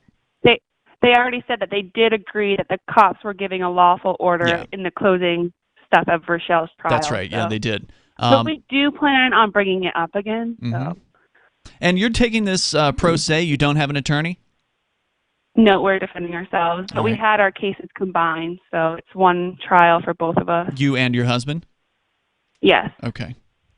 Wow. I mean, I wish I could go to this thing. Unfortunately, I'm on house arrest, and I have to ask for permission to leave my house a week in advance, basically. So if I'd had a little bit more notice, I probably could have gone. But hopefully somebody will be there with a video camera, and they will get footage of this, because it'll be interesting to see if, one, is it in front of the same judge? Do you know? Yeah, it is. There's both Edward and Kelly. Okay. That's promising. That's probably a good thing.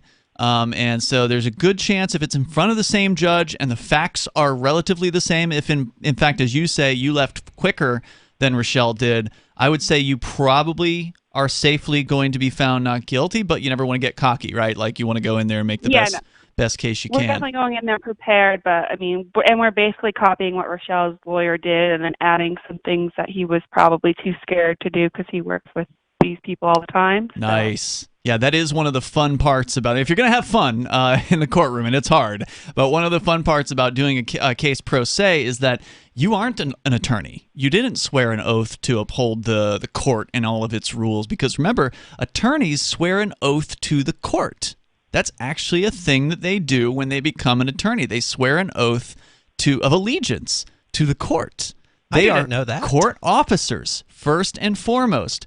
And they will try their best to help you within the strictures of the court rules. But as a pro se defendant, you did not agree to follow those rules. And so therefore, you can have a wider range of things that you can ask. They treat you a little bit better as far as, they know you're not a professional. So usually you get a little bit of leeway where maybe an attorney wouldn't. And so, yeah, like you said, you're going to be able to ask some questions that no attorney would dare bring up in court. So I'm looking forward to how that'll pan out. What time Wednesday? 9 a.m. And that's in Concord. Say something early. Yeah. So. Yeah. I will do my best. Yeah. Well, if you need a video camera, feel free to borrow this one. Pamela, good luck. Is there anything else you want to share about the trial? It's Wednesday the 27th at 9 a.m. at Concord District Court. Yeah, and it's outrageous, of course, what happened to you. I mean, in case it wasn't clear, that's ridiculous. I mean, you're at a playground. I don't care about, COVID. Obviously, you were willing to take whatever risks there were. You wanted to bring your kids out of the house and enjoy a day on the playground. The government's not responsible for my kids. And obviously no scared parents' kids were out on the playground. Right. So no one was in jeopardy. No one was at risk whatsoever. We were all there willingly and having a good time until the cops crashed our party. So. Yep. Cops always ruining a good time. That's what they do. No. Thanks, Pamela. Keep us informed. Feel free to call in later, with your thoughts on the trial and how it went, and that way our listeners will know. And I appreciate hearing from you tonight. Thanks for the call. And also the thing that you should do, just unsolicited advice, is try to get the word out sooner. The sooner you can get the word out about what's happening with your trials and that sort of thing, like if you're in New Hampshire or in anywhere where there's a large number of activists around who could, in theory, help, the sooner the better, because obviously some people work and they have to plan for things, maybe take some time off or to go to something like a 9 a.m. trial, for instance. So, out of time for tonight. You can join us online between now and tomorrow night over on our website, over at freetalklive.com. And again, don't forget the AMPS program, our new Patreon. You can join that for as little as $5 a month. amps.freetalklive.com. We will see you tomorrow night. Are you tired of governments murdering people around the world? Stop using their money. There is an alternative. Bitcoin is a stateless, free market, non-political currency. Bitcoin cannot be inflated or controlled by any government. By using their money, you are helping the state. Stop doing it! You have an incredible alternative available now. Learn it, use it, spread it. Get